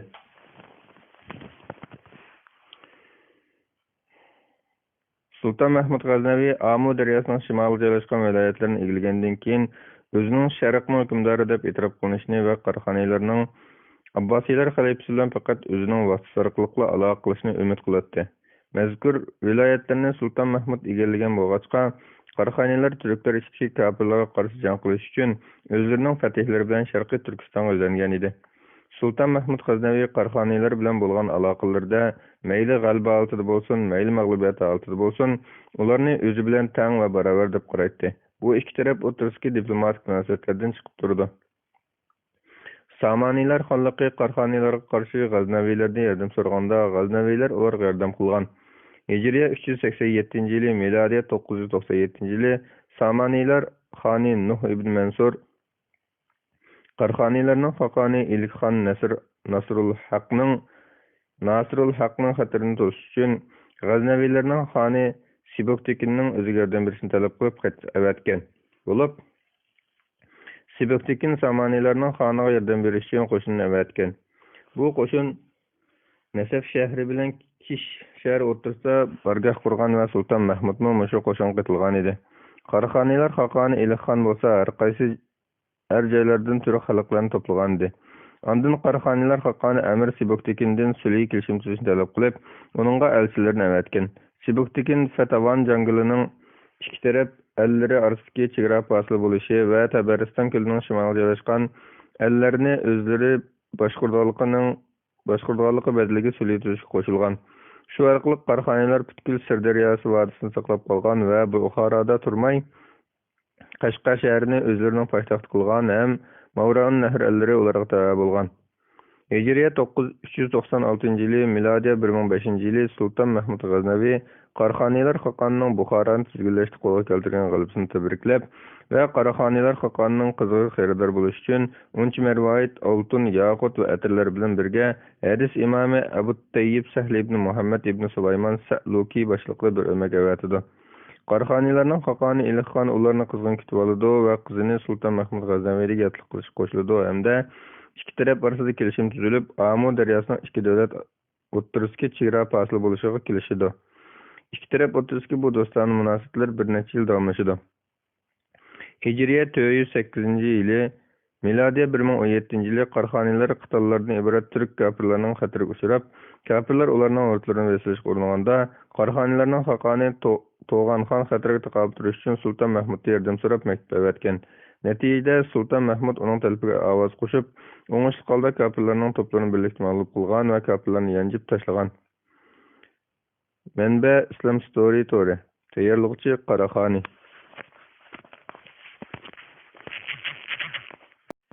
Ümmet sarxillari. İslamning Batur Arslani Alip Arslan. Hijriya 420-yildan 465-yilgacha. İki qo'shin Malazgirdda uchrashganda Sultan Alip Arslan etidan tushib, Allohga sajda qildi va yuzini to'piq miladi. Ondan Allohga duo qilib, undan nusrat tiladi. Hafiz Ibn Kasir Bidoya va Nihoya. İslamdan andish qilmang. İslamning maydonga kelishidan tortib, toki bugungacha bo'lgan islom tarixini tekshirib ko'rgan kishi islom ummatining tarixida talay qatimlab mushkul paytlarga duch kelganligini bayqaydi. Hatta ba'zilar bu halqılık paytdan keyin endi islom ummatining qaytadan gullanishi va madaniyat taraqqiyotida umid yo'q deb qaragan. Yana ba'zilar bo'lsa islom madaniyati yo'qolish girdobiga kelib qoldi. Islom ummatining tarix sahnasida unutilib faqat quruq nomul qolgan, munqariz bo'lgan ilgirki madaniyatlarning sohiblari bo'lmish Fir'avn, Grek va Rum xalqlari qatori qo'shilgan vaqt kelib qoldi deb qaragan. Darvaqa bu ummat qoida ana shunday qayl qiluvchi tarixiy paytlarga kelib qolgan bo'lib, bir qism kishilar islom ummatidan sakaratdagidek xirqirgan ovozdan chiqayotganligini anglab va ummatning bo'g'imlarining uyushib harakatdan to'xtaganligini va insoniy hayotlikning barliq ko'rinishlarini yo'qotib qo'yganligini ko'rib, islom ummati tugashdi deb o'ylagan. Dal shu halqliq paytda islom ummati qaytadan dast turib, o'zidagi chang to'zonlarni qoqidi va xuddi Alloh taolo ruh bag'ishlab yangidan tirildirgandek chaqmoq silkida harakatlanadi. Faqat ilgirki shon sharif asli keltirish uchun emas, balki tarixchilarga qadar hammani ongtan qoldirgan ajoyib hodisalarni yaratib, ilgirki barliq shon shariflardan katta yangi bir shon sharaf qozonmoq uchun harakatga o'tdi. Yani şu ajoyib hodisalar insoniyat tarixida talay qatim aynan shaklda takrorlangan bo'lib, bu mislsiz hodisalar yer yuzidagi ummatlardan faqat islom ummati ismli ulug' savol topmas bir ummatga xos bo'lgan insoniy hodisa hisoblanadi. İslamның büyük arslani Alip Arslanның qissasida bu ajoyib islomiy hodisa aks etgan bo'lib, qissani to'liq tushunish uchun bu botir turk qo'mondan dunyoga kelishdan 100 yil ilgariki tarixga murojaat qilishimiz to'g'ri keladi. Sözlemoqchi bo'lgan qissamiz Hijriya 4-asr, miladiya 10-asrning dastlabki Xazar Favzin dengizining janubiy qirg'idan boshlandi. Shu yerda Abu Shuja Buvay ismli bir kambag'al baliqchi yashaydi. Bu baliqchi Qazvin dengizining janubida yashaydigan Iran xalqlarining biri bo'lgan Daylam xalqiga mansub kishi edi. Uning Ali, Hasan va Ahmad ismli 3 o'g'li bor edi. Keyin bu 3 qarindosh askarlikka kirdi va Daylam qo'mondonlarining biri bo'lgan Makan ibn Kaki ismli cho'ng bir qo'mondonning qo'shini ichida askar bo'ladi. Shuning bilan 3 qarindosh o'zlarining botirligini namoyon qilib, qo'shinning beshida bo'lish imkoniyatiga erishdi. Bir necha yil o'tmayla ular o'ngishli holda Osiyoning o'rtasidagi butun Fars ellarini va boshqa rayonlarni istilo qildi. Ularning cho'ngi Ali Karaj ellari hozirgi Qirg'izistonni egallaydi. Ondan Fars ellarining ko'p qismini o'ziga bo'ysundirib,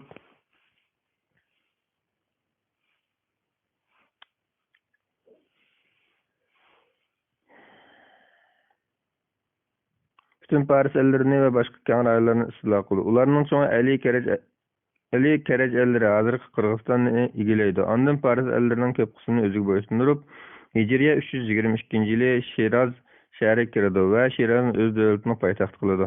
O'ttirinchisi Hasan bo'lsa, Paris elining shimolini bo'ysundirib, Isfahan, Hamadan va Ray qatorliq shaharlarni o'ziga qo'shib, Hijriya 331-yili Ray shahrini poytaxt qiladi. Shuning bilan bir vaqtda ularning kichiki Ahmad Paris elining janubini bo'ysundirib, Hijriya 326-yili Kerman, ondan Ahvaz qatorliq shaharlarni o'ziga qo'shib, Iroqqa yaqin yerga joylashdi.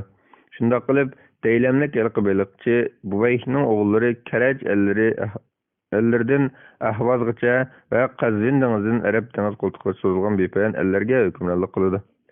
Dal shu vaqtda islom xalifaligining poytaxti Bag'dod qolayimqonchilik va fitnalar bilan to'lgan edi. Abbasiylar xalifasi xalifa degan simvollik nomdan boshqa hech qanday amaliy huquq ega emas edi. Aksicha haqiqiy huquq amirlar va harbiy qo'mondonlarning qo'lida edi. Ish cho'ngib ular hatto Abbasiylar xalifasi Muttaqi Billani xalifalik taxtidan qoldirib darajaga yetib bordi. Dal shu mushaqda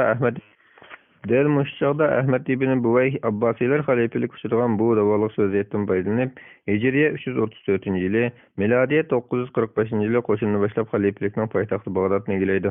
Natijada Abbasiylar xalifasi Mustakfi billah Ahmad ibn Buvayhni qarshi olib, uni amirlarning amri qilib tayinlaydi.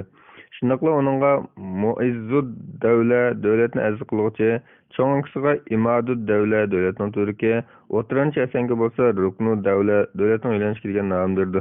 Shuning bilan Iroq va islom xalifaligining poytaxti Bag'dod Buvayhiylar hokimiyati ostiga kirdi. Abbasiylar xalifasi nihoyat muhim bir ishga qarab, ularni o'ziga yordam bergili keldi deb o'ylab qolgan edi. Buvayhiylar aslida 12 imom shialaridan edi. Ular musulmonlarni bo'lib, musulmon arablarni o'chkirgan oshqon rafizlardan edi. Bag'dodga kirganiga 1 yil o'tmayla Ahmad ibn Buvayh musulmonlarning xalifasini amaldan qoldirib, uni qorong'u zindonga tashladi. Xalifa oxiri zindonda o'ldi. Ular xalifalik huquqini tutadigan odamni o'zlari belgilaydigan bo'lib ketdi. Ularning davrida qo'ldan hech ish kelmaydigan bir to'kim Abbasiylar xalifalar chiqqan edi. Ondan Buvayhiylar sunniy musulmonlarga bo'lgan o'chmanlikni oshkorlab, nashoyon ishlar va qabih jinoyatlarni sodir qildi. Islom xalifaligining poytaxtida Rafiziylarning buzg'unchilik qilishga yo'l qo'ydi. Bag'dod masjidlarining eshiklariga Rasulullohning sahabasi Muaviya ibn Abu Sufyon qarshi la'natlarni yozishdi. Mo'minlarning amri Muaviyadan keyin Abu Bakr, Umar va Usmon radhiyallohu anhumlarga la'nat etishdi. Nomi Muizzud davlatga aylangan Ahmad ibn Buvayh Ashura kunini kachatlash va unsilib yig'lash kuniga o'zgartib o'tdi. Her yili shu kun bo'lganda kishilarni bozorlardan taqashga buyurib, oshpazlardan tomoq setishdan chekildi. Ko'chalarga gumbazlarni qurib, uning ustiga chandilarni chiqardi va Husaynga motam marosim o'tkazdi. Mushu Buvayh hukmdor tarixda unsilib yig'lash va kachatlashni tunji qatim Bag'dodga kirgan kishi edi. Buvayhiylarning davri islomning qimmat qarashlari va ta'limotlaridan yiroq zulmatli davri edi. Buvayhiylar Abbasiylar xalifaligini bekor qilib, uni Misr va Shimoliy Afrika hukmronlik qilayotgan Fatimiylar sulolasiga o'zgartirishga urindi. Chunki Fatimiylar Ismoiliya shialaridan edi. Lekin ularning ba'zi mushavirlari bu planni yurgizmaslikni, kuchsiz Abbasiylar xalifalarining taxtlariga bularning kuchliroq boshqa xalifaliklarning o'ltirilmasi bo'lganligi haqida maslahat berdi. Aytilishicha, Abbasiylar poytaxti Bag'dod Buvayhiylar hokimiyati ostida ilgari misli ko'rilib boqmagan darajadagi ocharchilikqa shohid bo'lgan. Ocharchilik dastasidan mol bosi shiddat bilan o'lib, kishilar o'lik hayvonlarni, mushuklarni va daraxt yapilmoqlarini yegan. Bu yuqumli kasalliklarning tarqalishi va nurg'un kishilarning o'lib ketishini keltirib chiqargan.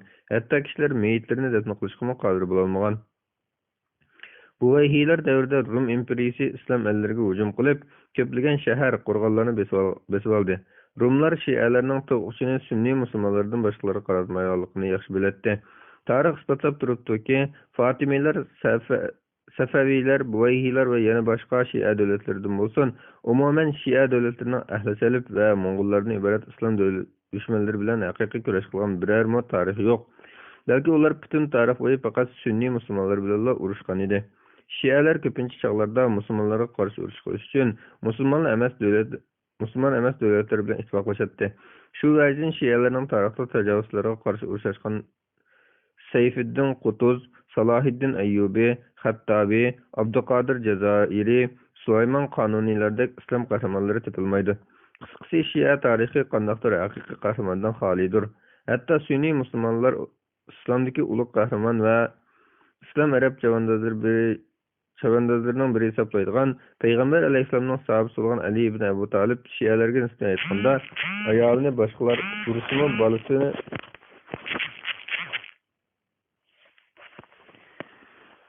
o'ltiribmi uyiga o't qo'yib haqqini tortib olsa hech narsa qilmay qarab turgan bir kishidir. Shialarning to'qilma rivoyatlarida Ali roziyallohu anhu shunday sifatlanadi.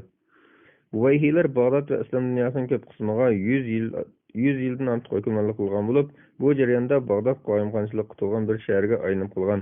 Buvayhiylar sunniy olimlarni o'ltirgan yoki chet yoqlarga olib ketgandan keyin shialashtirish harakatlari keng tarqab qolgan. Hijriya 351-yili Rumlar islomning muhim chegaralaridan biri hisoblangan Ayn Sarbaga hujum qilib, nurg'un musulmonlarni o'ldirdi va talon-taroj qildi. Shu yili yana islom markazi bo'lgan Halabni bosib oldi. Hijriya 354-yili O'rta Osiyodagi Misis shahrini bosib oldi. Misis necha 100 yil burun Umayylar xalifasi Abdulmalik ibn Marvonning zamonida musulmonlar fath qilgan shahar edi. Shialar hukmronlik taxtiga chiqib, bir yil o'tmayla musulmon ellarga orqa-marqada mag'lubiyatlar keldi. Holbuki bu chaqda Buvayhiy shialari islom diyorining sharqini, Fatimiy shialari bo'lsa g'arbini kontrol qilib turgan edi. Hijriya 5-asrning o'rtalari, milodiya 11-asrda islom xalifasining poytaxti Bag'dodning vaziyati nihoyat xatarlik bir holatga kelib qolgan edi. Buvayhiylar ojizlash va portlanish holatiga berib yetib Basasiri ismli o'zlarining turk qo'mondonlarining biri sababli o'z nufuzini yo'qotib qo'ydi. Bu turk qo'mondonmi oshqon shialardan bo'lib hokimiyatni o'z jangiga kirgizdi. Shuning bilan u Buvayhiylarning amallarini sizgillab, ularning ichidan xohlagan odamni mansabga qo'yib xohlagan odamni mansabdan qoldirgan kishiga aylandi. Shundan keyin u Misrda o'zlarini Shia xalifasi deb e'lon qilgan Fatimiy shialarining hukmroni Mustansir billah bilan aloqa o'rnatdi. Ondan ikki Abbosiylar davlatidan iborat islom davlatini yiltidan yo'qotib, uni Shia mazhablarining eng xatarliklaridan hisoblangan Ismoiliyya mazhabiga itoat qiladigan Fatimiy shialar davlatiga aylantirishga kelishdi. Shia xalifasi o'zining ittifoqdoshi bo'lgan Basasiriyni pul-mol va qurol-yarog'lar bilan ta'minlaydi. Ismoiliyya shialari islomga zid va buzuq batiniya aqidasi qurilgan davlatini Mag'rib, Marokashdan tortib Iroq chegaralariga kengayish uchun Sham va Hijaz ellarini bo'ysundirdi. Bu chog'da islom xalifaligining poytaxti Bag'dod Ismoiliyya shialarining kontroliga o'tib ketishga to'sqaladi. Shuning bilan bir vaqtda Rumlar sahobalarning davrida qo'ldan ketkazib qo'ygan shaharlarni qaytarish uchun shimol tarafdan tayyorlandi. Chunki Rumlar shu topda musulmon ellarga hukmronlik qilayotganlarning sahobalardek botir va chavandoz emasligini, ularning dinning yarmik va ajdodida o'zlarini mag'lub qilgan ilgirki fatihlarning diniga o'xshamaydiganligini obdan biladi. Shunga ularga islomni yemirib tashlashdan fursat kelgan edi. Natijada islom ummati har tarafdan qurshab kelgan musibat kuchlarining ta'sirida necha 100 yildan buyon eng qiyin ahvolga tushib qolgan edi. Ümmet sarxallari. İslamның Batur Arslani, Batur Arslan. İslamның ana shu jiddiy paytlarida Abbasiylar xalifasi Qoim bi amrillah amdilatdan yetilgan bir islomiy kuchni musulmonlarga yordam berishni talab qilib, Osiyoning o'rta qismiga bir maktub yo'llaydi. Bu kichkina va jiddiy mudohala qismi oz kun ichida islomning poytaxti Bag'doddan 110 yil hukm surgan Shia Buvayhiylarni supurib tashlaydi. Osiyoning o'rtada paydo bo'lib, tarixning yo'nalishini o'zgartgan bu kishining qanday hikoyalari bordir? Tarixning g'oyi chog'larida zamin ustidagi ma'lum makonlarda zulm va vayronchilik tarqalib, shu makonlarda yashaganlarning ba'zisi bu zulm va vayronchilikdan qutulish yo'li qolmadi, endi jazman tugashdiq deb o'ylab qolishi mumkin. Lekin xususan islom ummatining tarixida takrorlangan ajoyib bir ish shuki, ma'lum makonda mustabid kuchlar islom ummatini vayron qilayotgan dil shu paytda Alloh taolo yana bir makonda shu mustabid kuchlarni pat-pursat vayron qiladigan buyuk bir islomiy kuchni yetishtirib chiqadi. Ana shu kuchni Alloh o'zidan boshqa hech kim qodir bo'lolmas planlar bilan yetishtirib chiqadi. Ko'pincha holda bu yetishtirib chiqishning mezgili uzun, g'oyat ma'lum darajada osti bo'lib, uzoq muddatli tayyorlashdan keyin shundoq bir qahrlik islomiy kuch yetishib chiqadiki, bu kuch o'zlarini kelgusida maydonga chiqish mumkinchilik bor bo'lgan har qanday tahdiddan xoli bo'ldik deb chalg'an mustabidlarni yanjib tashlaydi. Botir Seljuqiylar davlatining maydonga kelish qissasi buning eng yaxshi misoli bo'lishi mumkin. Buvayhiylar islom poytaxti Bag'dodda buzg'unchilik qilayotgan paytda Osiyoning o'rta qismidan Orol dengizi bilan Xazar Qazvin dengiz orasidan hozirgi Qozog'iston davlatining o'rta janubidan Do'qoq o'g'li Seljuq ismli bir turk chavandoz maydonga keladi. Bu Çevendiz Qınıq qabilesiga mansub bo'lib, bu qabila Türk milletining cho'ng bir tarmoq tashkil qilguvchi 23 Oğuz qabilalariga rahbarlik qilgan urug'larning biri edi. Saljuqning Mikail, Isroil, Musa va Yunus ismli 4 bolasining ismidan chiqib turibdiki, u Türk Hazar Yahudilari bilan aloqalash bo'lganligi uchun din jihati Yahudi edi. Ba'zi tarixiy manbalarga asoslanganda u o'zining askariy hayotini shularning yanında boshlagan yoki u shu Sharqiy Nestorian xristianlarga mansub edi. Türk sarkarda Doğaq oğlu Seljuk Yabğu deyildiğin bir Türk padişahının ülkede harbiy sarkar bo'lib xizmat qildi. Subaşı ve qo'shin sarkardasi unvonlariga erishish uchun Türk padişahga o'zining shijoati va sadoqatini izhor qildi. Lekin Seljuqning xalqchiligi va cho'ng qabila a'zolarining uning ko'plab ergashib bo'lgan farmonlariga bo'ysunish sababli padişah o'zining botirligi va kamtarligi bilan sarkardalari orasida yulduzdek parlagan bu qo'mondonni ansirash boshlaydi hamda sarkarda Seljuqni o'ldirishni planlaydi. Subhanallah. Seljuq podshohning planini bilib qolgandan keyin o'z qabilasi bilan birga Osiyoning boshqa bir yeriga Turkistonga ko'chib ketdi. Yaxshi yeri shuki, bu zamonning Turkiy xalqlari katta islomiy qo'mondan Qutayba ibn Muslim, Allohning rahmati bo'lg'ay. Qutayba ibn Muslimning davri Hijriy 88-yildan tortib islomga e'tiqod qiladi. Sarkarda Seljuq musulmonlar bilan yaqindan aralashib, ularning axloqini ko'rib, shu orqali islomni cho'nqur to'nib ketdi. Shundaqla Hijriy 374-yili, milodiy 985-yili islomni qabul qilishni qaror qildi. Seljuq imonning alovatini tetigandan keyin bepoyon Osiyo zaminlaridagi boshqa butparast turk qarindoshlarga islomni yetkazishni qaror qildi. Lekin butparast turk podshohlari islomning insonlar aro barobarlikka chaqirganligini bilgandan keyin bechora xalqlarga yurgizib kelayotgan sinfiy huquqidan ayrilib qolishdan qo'rqib, islomning o'z xalqlariga tarqalishini rad qildi. Natijada bu butparast podshohlar Seljuqqa qarshi urush qilishni qaror qildi. Turkiy qabilalarining podshohlarining qarshiligidan qat'iy nazar ularga islom davlatini yetkizish uchun bu musulmon Türk sarkarda o'zining urug'dosh qo'shini bilan ilgilab, janglarda keyin zafar quchdi. Shu sababdan turklar islomning haqiqatini bilib yetib, Allohning diniga top-top bo'lib kirdi. Seljuq qo'shiniga qo'shildi. Bir necha yil o'tmayla Seljuq turk chavandozlaridan tashkil topgan zo'r bir qo'shinga rahbarlik qilib, Osiyo tuproqlarida islom tarqatish uchun ular bilan birlikda mustabid podshohlarga qarshi urush qildi. Natijada Doğaq oğlu Seljuq Hijriy 390-yili milodiy 1000-yil atrofida yangi bir Türk davlatiga ul soladi. Shuningdek bir necha yil keyin Doğaq oğlu Seljuqning bir nevarasi u davlatni qurib chiqdi. Alloh uning rahmat qilgan. Seljuqning vafotidan keyin uning o'g'illari otasining jihad yo'lini davomlashtirdi. Qabilasining rahbarligiga Isroil ega bo'ldi. Mikail butparast podshohlar qarshi jihadda o'ldirildi. Isroildan keyin Seljuqning o'g'illari va nevaralaridan iborat Seljuqiylar o'zlarining ishidagi Mikailning o'g'li ve sarkarda Seljuqning nevarasi bo'lgan bir yoshning rahbarlik ostiga uyushni qaror qildi.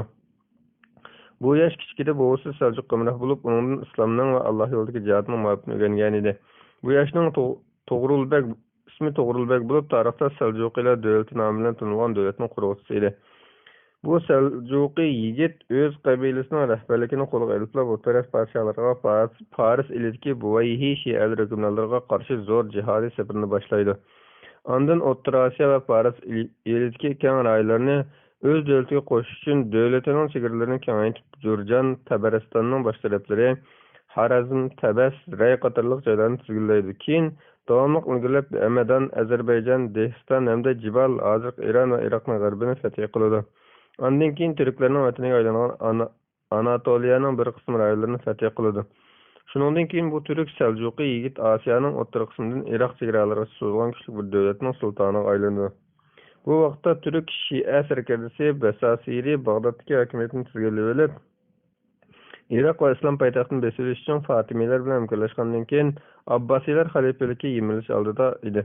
Shuning bilan xalifa Qoyim bi Amrillah musulmonlarni va islom xalifaligini qutqizib olishni o'tinib, sarkarda To'g'rilbekka xat avatdi.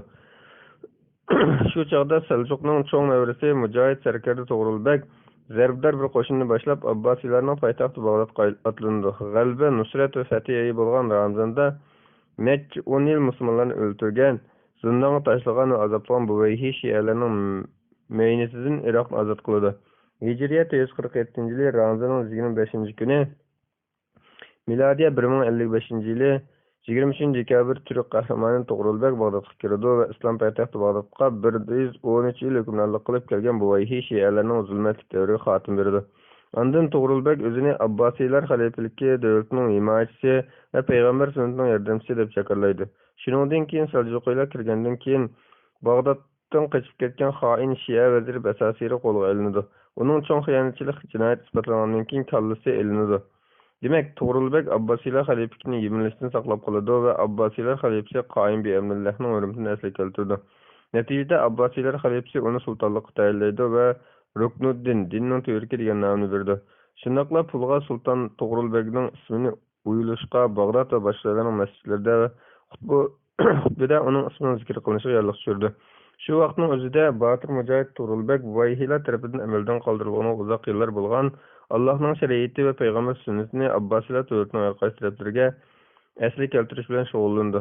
To'g'rilbek yana Bag'dod masjidlarining ishlari ustidan shialar sahablarni tilashdan uyg'un naqshlarni yo'qladi. Shuningdek keyin Iroqning hamma taraflarida adolatni va to'g'ri islom prinsiplarini tarqatdi. Natijada musulmonlar sulton To'g'rilbekni to'liq yaxshi ko'rib qoladi. Kishilar islomning go'zalligini ko'rgandan keyin Allohning haq diniga to'p-to'p bo'lib qaytdi. Sulton To'g'rilbek o'ngishli holda islom xalifaligining ishlarini 8 yilga yaqin idora qildi. Bu jarayonda Abbosiylar xalifaligining haqiqiy hokimi To'g'rilbek bo'lgan edi. Bu katta turk mujohid milodiya 1062-yili, hijriy 455-yili Ramazonning 8-kuni juma kechasi Allohning dargohiga safar qildi. Shu chog'da u 70 yoshda edi. Bu umrini Allohning diniga va payg'ambar sunnatiga yordam berib o'tkazgan bo'lib, o'zining keyingilarga O'rta Osiyo va Chizonliklardan tortib Sham ellariga so'zilgan Saljuqiylar davlati nomidagi bepoyon bir davlatni qoldirgan edi. Zaminning sharqi va g'arbida musulmonlar uning uchun yig'ildi. Uning rahmat va mag'firat tilab duo qildi. Ota-onalar ba'zilar buningdan ozroq yillar burun o'tishga oz qoldi deb qaragan islom nashrining dunyo qorong'uligidan qaytini yoritish uchun islom ummatining shon-sharafini eslab keltirgan bu buyuk Saljuqiy qo'mondonning qissasini bolalarga so'zlab bermoqda edi. To'g'rilbekning vafotidan keyin Botir Saljuqiylar birdak 30 yoshlar chamadagi bir yoshning atrofiga o'rishdi. Bu yosh To'g'rilbekning qarindoshning o'g'li edi. Bu yoshning ismi Do'qoq o'g'li Saljuq, o'g'li Mikail, o'g'li Davud, o'g'li Chag'irbek, o'g'li Muhammad edi. Bu Saljuqiy yosh turkcha ma'nosi Botir Arslan degan bir nom bilan dong qozongan edi. Bu bo'lsa buyuk islom qahramoni, tarixdagi Malazgirt urushining qahramoni, islomning Botir Arslani Olib Arslandir. Siz Malazgirt to'g'riliq nimalarni bilasiz? Qo'mondon Olib Arslan Saljuqiylar saltanatiga ega bo'lishdan burun Mavraun Nahr ellari bilan birga Xorason ellariga vali bo'lgan edi. Hozir 30 yoshli bu yigitni Saljuqiylar davlatida atrofli bepoyon keng bir davlatni hargiz tuzgilolmaydi deb qaraganlikdan Olib Arslan Saljuqiylar hokimiyatini topshirib elishiga to'polon va fitnalar tarqaldi. Lekin Olib Arslan o'z hokimiyatining dastlabki yo'liqqan barliq isyonchilik harakatlaridan g'olib keldi. Olib Arslan tog'asi To'g'rilbekka o'xshash botir va mohir sarkarda edi. U yangi rayonlarni bo'ysundirib, o'z davlatiga qo'shish orzusidan burun o'zining ta'sir doirasidagi ellarda hokimiyatning arkonlarini mustahkamlashni asos qilgan dono bir siyosat qo'llandi. Her qanday bir tashqi ishlarni qilishdan ilgari 7 yil bepoyon davlatning har tarafini ko'zdan kechirib turdi. U elning tinchlanib, o'ziga tabiiy rayon shaharlarning o'zining tizginiga to'liq o'tganligiga ko'ngillangandan keyin islom dunyosini sunniy Abbosiylar xalifaligi bayroq ostiga birlashtirish uchun Shia Botiniya firqasiga mansub Fatimiylar davlatini yo'qotish uchun hujum boshladi. Oldi bilan Shamning shimoliga hujum qo'zg'adi va Alabdagi Mirdasiya davlatini muasirga oldi. Bu davlatni hijriy 414-yili, milodiy 1123-yili Shia mazhabidagi Salih ibn Mirdas qurgan bo'lib, Olib Arslan u davlatning amiri Mahmud ibn Salih ibn Mirdasni Fatimiy Shia xalifasi nomiga xutba o'qish o'rniga Abbosiylar xalifasi nomiga xutba o'qishga majbur qildi. Ya'ni Abbosiylar xalifasiga tabe qildi. Olib Arslan yana Dimashq, Jibayl, Tibariya, Ramla va Quddus qatorliq joylarni uzun yillar mobaynida u yerlarni besib kelayotgan Fatimiy shialardan tozaladi.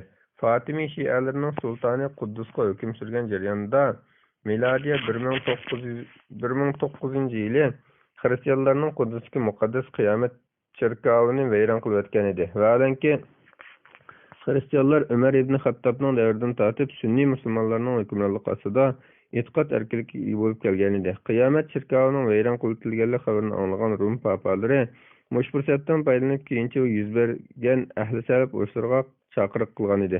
Батыр Türk kumandan Alip Arslan'ın davrida Hicazki muqaddas joylar Sunniy Abbasiylar dövlati qo'yniga qaytib keldi. Makka va Madinada ilgari Shia Fatimiylar sultoni xutba qilgan bo'lsa, endi Abbasiylar xalifasi Qoim bi'amrillah va sulton Alip Arslan nomi xutba qildi. Hem Makka va Madina hayya alal amal deb azon to'lash tugatildi. Alip Arslan dunyoning har qaysi taraflariga Allohning dinini tarqatishga xushtar edi. Buning uchun islom da'vatining ma'lum xalqlarga yetib kelishiga to'g'ri bo'layotgan Rum podshohlariga qarshi jang qilish kerak edi. Shunga bu buyuk islom sazkarisi bir qancha janglarda Vizantiya imperiyasi qo'shinlarini mag'lubiyatga uchratdi. Hijriya 459 yili, milodiya 1067 yili Armeniya va Qaysariyani islom davlatiga qo'shdi. Uzun yillar bo'yi mag'lubiyatga chekinishga uchragan musulmonlar Rum ellarini yangidan fath qilyotdi. Shu chog'da Rumliklar o'zlarining bundan 400 yil burun Rum imperiyasini xalqqa mutlaq qilgan ilgariki sahobalarning xilidan bo'lgan bir qo'mondonning oldida turayotganligini, o'zlarining necha 100 yil davomlashgan imperiyasining milodiy 395-yilda qurilgandan beri misli ko'rib boqmagan shaklda tasdiq uchrayotganligini tushunib yetdi.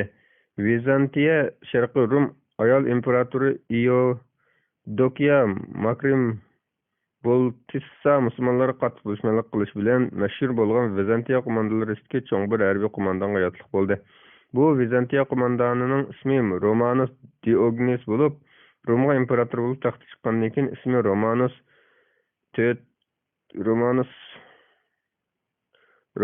6 o'zgartgan. Bu Vizantiya imperatori Konstantipol Istanbulda huquqni qo'lga olibla milodiya 1069-yili darhol Alip Arslan bilan tinchlik kelishim tuzdi. Alip Arslan o'zining siyosiy tajribasi orqali bu kelishim shialar bilan ahli salaf orasida kuchni boshlayotganning o'rniga butun kuchi islomning biqiniga xanjar bo'lib sanjilayotgan Shia Fatimilar davlatini yo'qotishda markazlashtirish prosesi yaratib berdi deb qaragan edi. Milodiya 1071-yili imperator Romanus 4 kelishimni yanglashni talab qilib Alip Arslanga elchi etdi. Alip Arslan kelishimni yanglashga qo'shildi, lekin bu kelishim Vizantiya imperatori tuzgan xatarlik planining bir qismi edi. Bu imperator amaliyotda Alip Arslanning diqqatini boshqa yoqqa burmoqchi edi. Halbuki shu vaqtning o'zida Vizantiyaliklar o'z tarixida ko'rilib boqmagan eng zo'r qo'shinni tuzish uchun jiddiy tayyorlik qilyotdi. Vizantiya imperatorining tuzgan strategik plani nihoyat xatarlik bir plan bo'lib, ilgari Rum imperatorlarini hech kim undaq bir planni tuzishga jur'at qilmagan edi. Bu plan bo'lsa-mu, ilgari tatqizib qo'ygan bir shaharni qaytarib olish yoki musulmonlar qo'shinlarini mag'lub qilish bilan kifoyalanmaydi. Romanus 4-ning tuzgan strategik plani bo'lsa, g'oyasur qo'shinlar bilan islomni tubdan yo'qotish, islom xalifaligining poytaxti Bag'dodga besib berib, uni butunlay vayron qilish edi.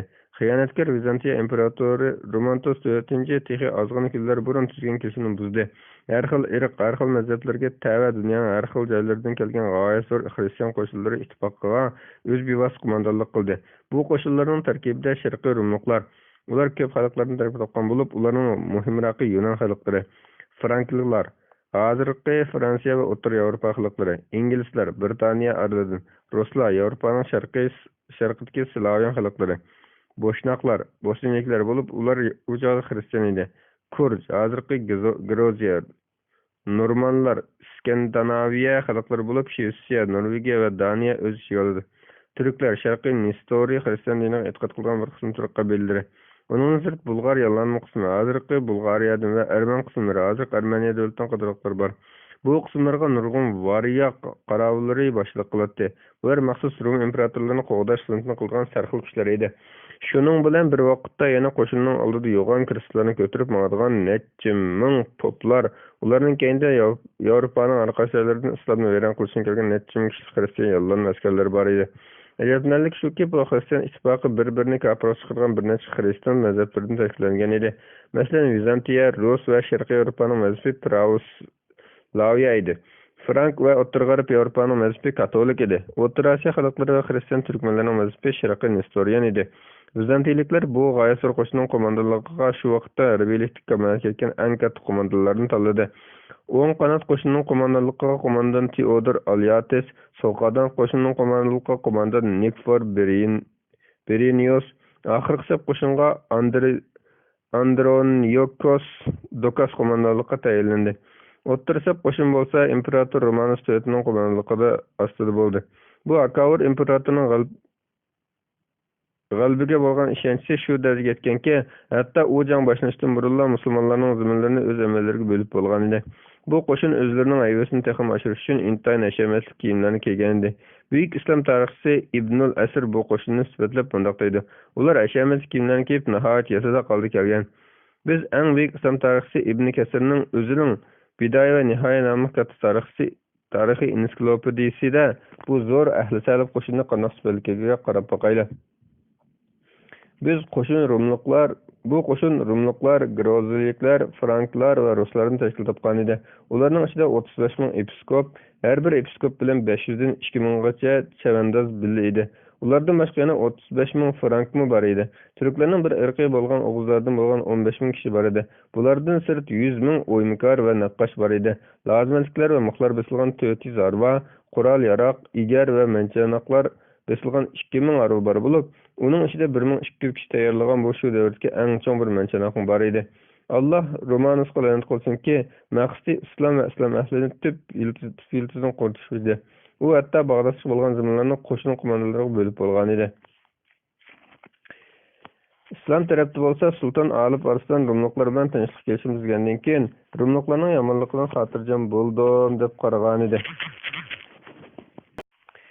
İslam tarafı olsa Sultan Alip Arslan Rumliklar bilan tinchlik kelishim tuzgandan keyin Rumliklarning yomonligidan xotirjam bo'ldim deb qaragan edi. Vizantiya imperiyasidek zo'r bir imperiyaning imperatori bo'lgan kishining o'ziga yo'llagan so'zlashini o'zi tuzgan ahdnoma xiyonat qilishini hargiz o'ylab boqmagan edi. Shunga u Rum va Fatimiy shialari bilan bo'lgan uzun yillik urushdan keyin zo'r qo'shinlarni o'z yurtlariga qaytib ta'minlashga qo'yib bergan bo'lib, yana faqatla yaqin turk chavandozlar qolgan edi. Qo'mondon Alip Arslan Rumning ahdiga xiyonat qilgan xabarini anglabla chaqmoq soqqandek beyish bo'ldi. Shuning bilan u yana naqbar 15 ming atrofga nihoyat oz askarlarni tayyorladi. Ya'ni har bir musulmon askar xristian ittifoqdosh qismlaridan 13 dan ortiq askar bilan urush qilishi kerak edi. Alip Arslan dam elishdagi askarlarni musulmon qo'shinining safariga chaqirishni o'ylab baxtdi. Lekin buning uzun vaqt ketdi. Undoq bo'lganda Rumliklar allaqachon Bag'dodni vayron qilib bo'ladi. Shunga u qanchalik bedel to'lashdan qat'iy nazar tajovuzchilarni to'sish uchun Alloh yo'lida jihad qilishdan iborat keskin qarorga keldi.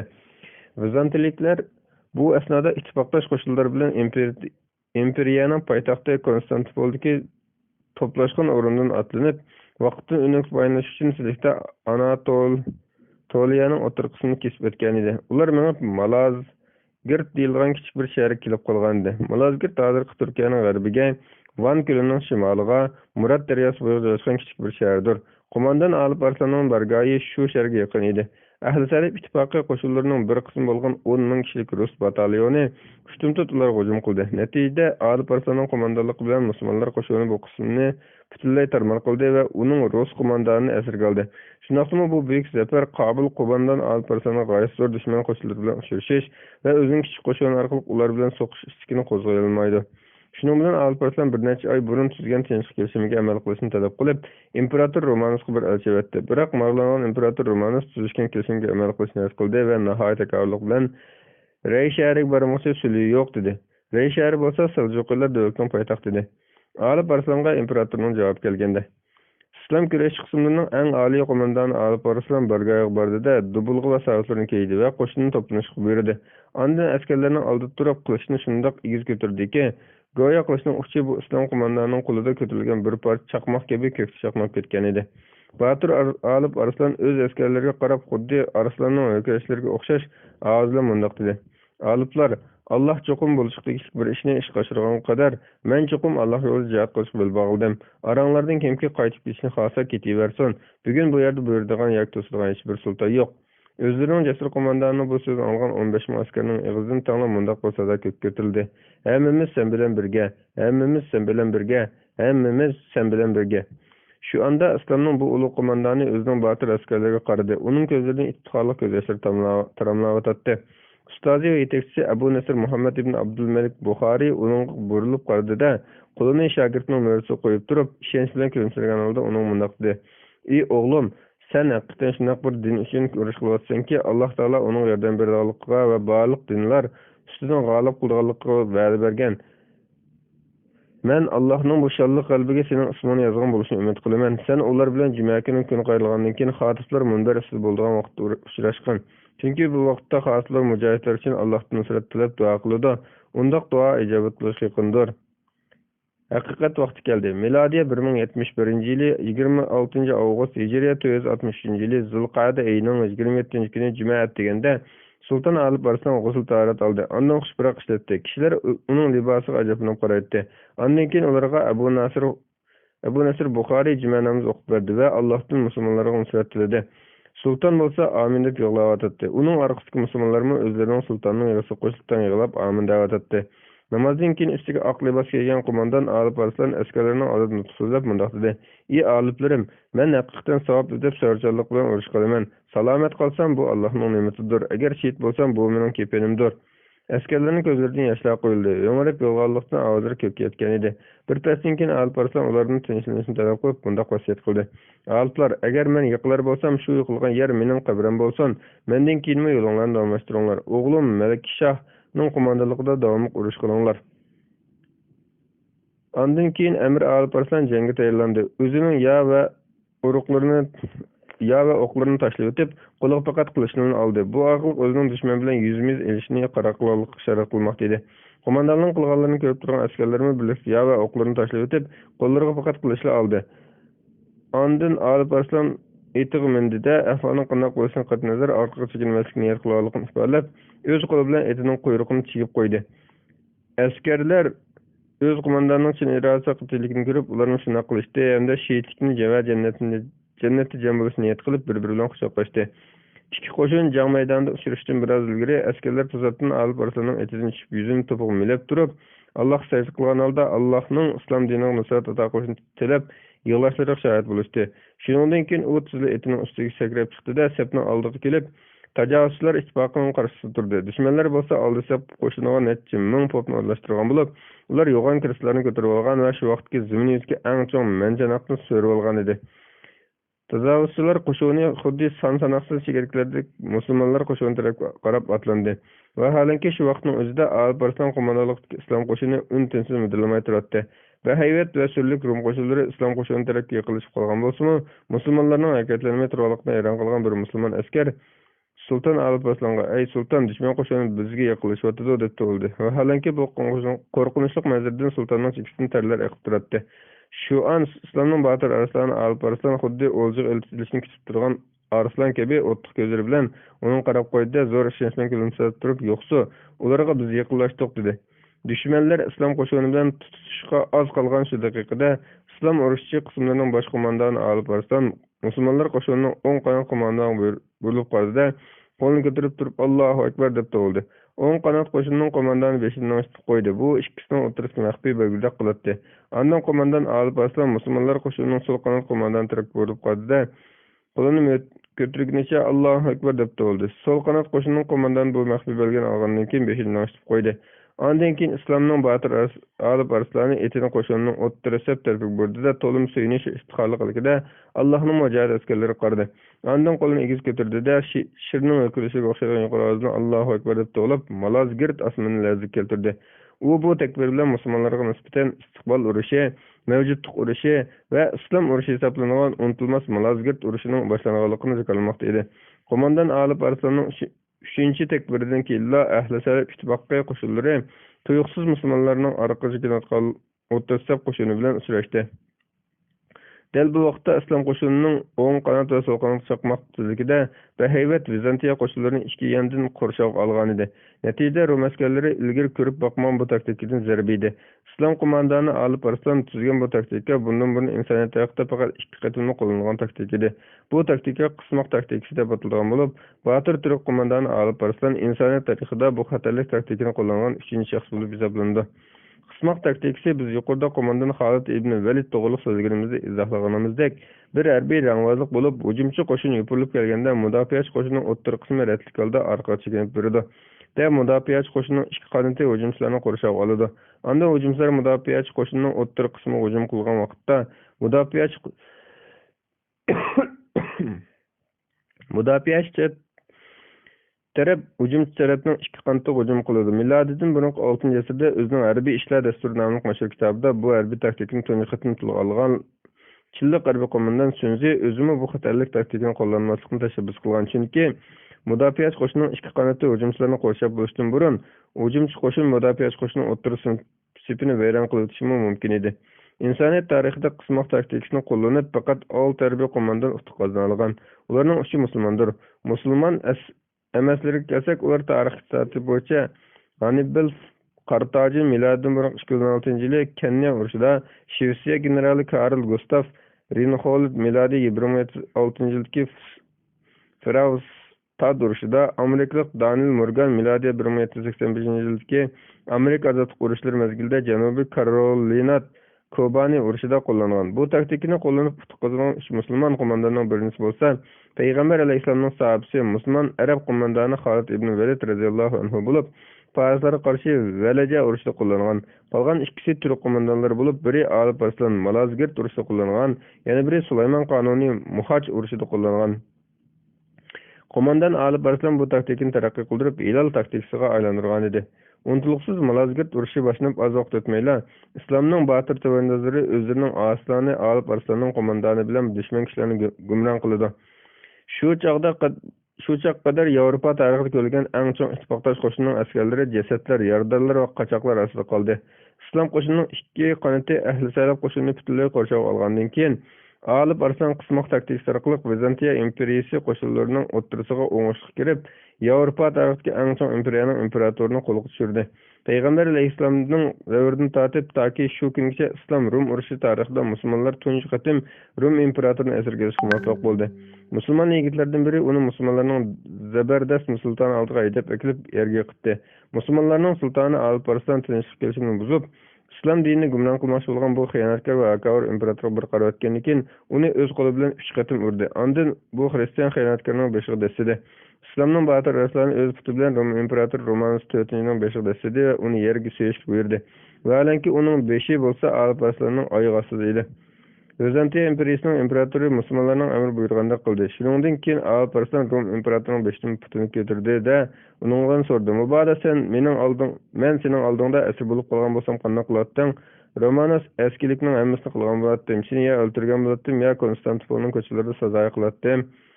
Alp Arslan meni sen qanday qildi deb o'ylasan? Romanus ya o'ltirib o'tsan yoki Sham diyori ko'chalarida sazoy qilsan. Yana biri natayin. U bo'lsa men sening Vizantiya imperiyasiga putung bo'lishqa, Rumdagi naibim bo'lishqa ahd bersam, sen meni apu qilib to'lamasang. Alp Arslan bo'pti, uchinchisi bo'lsin. Biroq sen Vizantiya imperiyasi zindonlaridagi barliq musulmon aslarni qo'yib berishing va 10 million dinar oltin to'lab berishing kerak. Hamda bundan keyin oxirgi nafaslaringga qadar musulmonlarga chiqilmasga ahd berishing kerak. Shu chog'da Romanusning yuziga qon yugurdi-da, Alp Arslanning marhamsizdan xushal bo'ldi va o'zi xiyonat qilib bergan ahdini buzgan bu musulmon qo'mondonning axloqidan ajablandi. Romanus sultonning o'zini qo'yib berish uchun qo'ygan shartlarni ikkilanmasdan qabul qildi. Orqadan o'zini qo'yib berish uchun talab qilgan u zo'r mablag'ga Vizantiya imperiyasi xazinasidan chiqish qilolmaydiganligini bildirdi. Shuning bilan Alp Arslan to'lamning miqdorini 1,5 million dinar oltin to'latib berdi va uningdan sirt yilda 360 ming dinar oltin to'lamni islom davlatiga to'lashni aytdi. Romanus sulton Alp Arslanning taklifini qabul qildi va uning yoshligiga minnatdorlik bildirib, uning oldida yerni so'ydi. Ondan o'rnidan turib bir qacha suv akilib, ikki qo'li bilan Alp Arslanni tutdi. Sultan Alp Arslan musulmonlarga qanday muomala qilishdan saboq berib qo'ygandan keyin ondan uningga yaxshi ma'lum bo'ldi va bir haftacha dora yemaklik yetkazib berdi. Islomning botir arsloni Alp Arslan Rum imperatorining o'zi bilan bir dasturxon taomlashga ruxsat qildi. Shu bir hafta ichida ikki qo'mondon orasida tinchlik va Anatoliyadagi shaharlarni taqsimlash munosabatida bir qism qonun tartiblar bo'yicha kelishim tuzildi. Vizantiya imperatori asirga tushib bir haftadan keyin Alp Arslan uni qo'yib berdi hamda uni 10 ming dinar bilan jabdudi va uning uchun Rum imperatoriga yarasha katta bir karvon tayyorladi. Shundaqla uning bilan birga asirga tushgan zo'r bir turkum poplarni qo'yib berib, yo'lda ularni qo'dab olgan bir rota islom qo'shinini bilavatdi. Islom qo'shini Rum zaminlarida La ilaha illalloh Muhammad Rasululloh deb yozilgan cho'ng bir bayroqni ko'tarib mangan edi. Imperator Romanus o'z eliga kelib turishiga uning tragediyasining oxiri yangidan boshlandi. Romanus o'zining Malazgirdagi ichinchi mag'lubiyatdan keyin Rum generallarining o'ziga qarshi harbiy va siyosiy o'zgarish qilganligini bildi. Ular Romanus bilan Alp Arslan o'rtasida tuzilgan kelishimni e'tirof qilmagandan keyin uni amaldan qoldirib Mixail 5-ismli yangi bir imperatorni tayinlashdi. Natijada Romanus o'zining qo'llovchilaridan bir qo'shin tashkillab imperiyaning yangi hokimiyatiga qarshi urush qildi. Biroq mag'lub bo'ldi. Shundan keyin u Kichik Osiyoda Şəhərdən şəhərə qaçıb yozğan qaçqınğa aylanıb qaldı. Şundaqdımı o musulmonlar qanchalik yomonliklarni qilayotgan bo'lsa-mu, o'ziga iltifot qilgan buyuk islom qo'mondoni Alib Arslanning axloqini shu kemgacha unutmagan edi. Shunga u qurbi yetkicha oltin to'plab, qo'mondon Alib Arslan bir parcha xat yozib avatdi. Bu xatida mundaq degan edi: İmperator Romanus 4-dan İmperator Kabir Sultan Alib Arslanға: "Men sana 1,5 million dinar oltin va'da qilgan edim, lekin men mansabdan ilinish duchor bo'lib, boshqalarga bosh egish oldi turmoqdaman. Shu vajdan san bo'lgan mamnuniyatim ustida to'play olganimcha avatdim."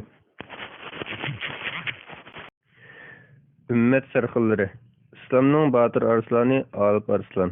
Davomi.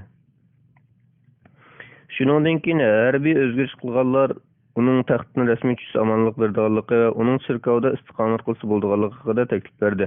Romanus taklifni qabul qildi va Konstantinopolda ushbu kelishimga imzoni qo'ydi. Lekin subhanalloh, mansabdan ayrilib qolgan bu imperator Romanus ilgari musulmonlarga bergan ahdisini buzgandek, Allohning uni aynan shakl jazolash irasi bilan Rum generallarimi uning bergan ahdisini buzdi. Ular uningga amonlik berib bo'lgandan keyin uni asirga oldi. Lekin u ilgari asirga tushganda musulmonlardan ko'rgan yaxshi muomalani bu qatim ko'rolmadi. Belki Hristiyan Rum generallari uni bog'lab, yovuzlarcha uning ikki ko'zini qo'yib etdi. Shuning bilan imperator Romanusning ko'z nuri mangulik o'chdi. Ondan ular uning yiringdab ketgan ko'zlarining biror davolashni qabul qilishiga yo'l qo'ymay, uni Marmara dengiz bo'yidagi chet bir orolga tashlab etdi. Shuning bilan imperator Romanus ana shu orolda ko'zlaridan qon yiringlar oqqan holda tangirqab yurdi. Uning ko'zlari qon yiringdan sesib, texi bir yil oldida barliq musulmonlarni o'ldirish va islom dini yiltisidan o'qitishni o'ylagan mingsiga yolg'onlar tarqalgandan keyin milodiy 1072-yili yozda Romanus ismli bu Vizantiya imperatorining qizchasi shunga ayolashdi. Ziminning yana bir tarafida bo'lsa, islom yo'lchisi Alib Arslan islom qahramoniga aylanib, uning qahramonligi, botirligi va islom sevgilik qissalari musulmonlar orasida ig'iz-ig'izga ko'chib doston bo'ldi. Uning Malazgirt istiqbol urushidagi zafarlar tarixda musulmonlar qozongan eng ahamiyatli zafarlardan edi. Malazgirt g'alabasi bir qancha nuqtadan tarixning yo'linishini mangulik o'zgartirishi muhim strategik qalbi edi. Birinchi, Malazgirt urushi musulmon turklarning Anatoliyada keng tarqalishini ochdi va Kichik Osiyo asta-asta O'rta Osiyodan ko'chib kelgan turklarning vataniga aylandi. Bu zamin hozir Turkiya Jumhuriyati nomida ostida dunyodagi turklarning birinchi vataniga aylandi. Musulmonlarning bu g'alabasidan keyin bu rayondagi kishilik turmush va madaniyatning shakli o'zgardi. Vizantiyaniyaning ta'siri bu rayondan tadrijiy yo'qoldi. Islom davlati bu zaminning aholilariga Vizantiniya qo'shinlarining cheklimsiz azodi oldi yetgandan keyin quyuq islom tusga kirdi. Bu zamin ta bugungacha islom zamini bo'lib kelmoqda. 3. Tarixchilar Rumlarning bu ig'ir mag'lubiyatini Vizantiya imperiyasining strategik fojiasi deb qaragan. Chunki Malazgirt musulmonlar, xususan turk musulmonlar bilan Rum o'rtasidagi bir qancha urushlarning muqaddimasi edi. Ikki taraf o'rtasidagi urushlar Muhammad Fatihning qo'mondonligi ostida turk Osmoniylarning Rumning poytaxti Konstantinopolni fath qilishi bilan oyoqlashdi. 4. Qo'mondon Alib Arslan Malazgirdagi zafar orqali Fatimiy shialar bilan xristian rumliklarning o'rtasidagi maxfiy aloqalarni uzib tashladi. Shuningdek keyin bu ikki taraf bilan ayrim shaklda urush qilish imkoniyati yaratildi. 5. Malazgirt urushi keyingi insoniyat tarixiga hal qilish bir mezgilning muqaddimasi edi. Xristian ittifoqi kuchlarining bu halokatli mag'lubiyatidan keyin Yevropa musulmonlarining diyorlariga keng ko'lamli harbiy hujum qo'zg'ashga chaqiriq qildi. Bu hujumlar keyincha Ahl-Salib urushlari deb ataldi. Malazgirt istiqbol urushining g'alabasidan dal bir yil keyin Allohning dinini qo'g'dash burchini ado qilgan nomi islom ummatining buyuklar qatorida nurli qariblar bilan xotirlangan islom arsloni Alib Arslan musulmon sharq allarida Alloh uchun jihad qilib o'tib, Allohning dargohiga safar qildi. Biz har qatim ko'kda yangragan yaqinlik azon ovozi anglaganimizda shuni eslanki, men va siz hech bir mushaqqat tortmayla varis bo'lgan bu din islom arslonlari ichidagi do'qoq o'g'li Seljuk o'g'li Mikail o'g'li Davud o'g'li Chag'irbek o'g'li Muhammad ismli tarixda qo'mondon Alib Arslan nomi bilan mashhur bo'lgan bir Botir Arslanning qo'dab qo'yishidan keyin bizga yetib kelgan. Alloh uningga cheksiz rahmatlarini bag'ishlag'ay va oliy firdavslarga kirgizgay. Manba Jihad Turbanining Miyatun min uzma ummatul Islam g'ayru majrid tarix nomli kitobi. Tarjimada Qaraxoni. Ümmet sarxillari. Hüccetul İslam Abu Hamid G'azzali Hijriya 450-yildan 505-yilgacha. Imom G'azzali fiqhiy ensiklopediyalik, falsafiy rahbarlik va tasavvufcha ruhiy moyilliklarni o'zida jo'lg'an bo'lib, fikrining dadil, zehnining o'tkir bo'lishi bilan birga zerikligi, nazar doirasining kengligi, dalil paketining kuchlikligi, aql ishlatishda chevarligi va tafakkurining ittikligi bilan tanilgan. Ana shu sifatlar uni har xil ilmlarda va o'xshamagan fanlarda bayroqdor bo'lishga layoqatlashtirgan edi. G'azzali faqih ham faylasuf, so'fi ham usuliy bo'lib, ana shu ilmlarning hammasida mo'l ilm, pishqan aql, o'tkir farosat va sagak fikrlardan iborat mahkam ramka uning hukmronlik qiladi. Natijada u shularning hammasida yetuk shaxsga aylanib, kam uchraydigan mashhur ensiklopedik olimning biriga aylangan. Hatto fransiyalik sharqshunos Dibor uni islom tarixidagi eng hayron qolarlik shaxs deb qaragan. Abu Ahmad G'azzali bir olimda bo'lishga tegishli ilmlarning hammasini va bir shaxsda jo'g'inishga tegishli salohiyatlarning barini o'zida hozirlagan. Burunqilar va keyingilar uning haqida o'xshamagan fikr bo'lgan bo'lib, uni tanqidlaganlarmi, madihlaganlarmi bo'lgan, hamda qo'llaganlarmi va qarshi turganlarmi bo'lgan. U islomchilarningmi va g'arbliklar va sharqshunoslarningmi zo'r ko'ngil bo'lishiga sazovor bo'lgan. Turlik va g'oyat hukmdor turlik va gahida hukmlari to'qinishli bu tadqiqotlarda islom ideologiyasini ko'p jihatdan beyitgan bir mo'lchilikni bayqaymiz. Nom nasabi to'liq atilishi yetuk imom Hujjatul Islom hujjati Zeynul Abidlar zinnati. Zamonning mo'jizasi Abu Ahmad Muhammad ibn Ahmad Tusi Shafi'i G'azzali bo'lib, ko'plagan asarlarning muallifi va darajadan tashqari ziraklik sohibidir. Ulug' imomdir, faqih olimdir, faylasuf va tarbiyachi ustozdir. Arab islom tarixidagi eng katta fikr arboblarining biri bo'lib, tegib Parisdir. Xorasondagi Tus shahrida tug'ilgan. Islom aqidasiga chunqur chekkanligi va uni jon jahli bilan qo'g'dog'lik uchun Hujjatul Islom deb tanilgan. Tug'ilgan yisi G'azaliga tava qilinib, G'azali deb atalgan. Ba'zilar uni dadasining tirikchilik kasbi G'azzal, yeb yugurgichilikka tava qilib, G'azzali deb ataydi. Har ikkilisi to'g'ri. O'sib yetilishi İmam G'azzali Hijriya 450-yili, milodiya 1058-yili Ironning sharqiy shimoliga joylashgan Xorason shaharlarining biri bo'lgan Tus shahrida tug'ilgan. U yer hozir shahar deb ataladi. G'azzali nomrod oilada o'tgan bo'lib, dadasi ilmni, olim fuqarolarni va tasavvufchilarni yaxshi ko'radigan, hunardan boshqa narsasi yo'q, kambag'al va solih kishi edi. Ikki bolasi Muhammad va Ahmadga qattiq ilm o'qitish istagi bor edi.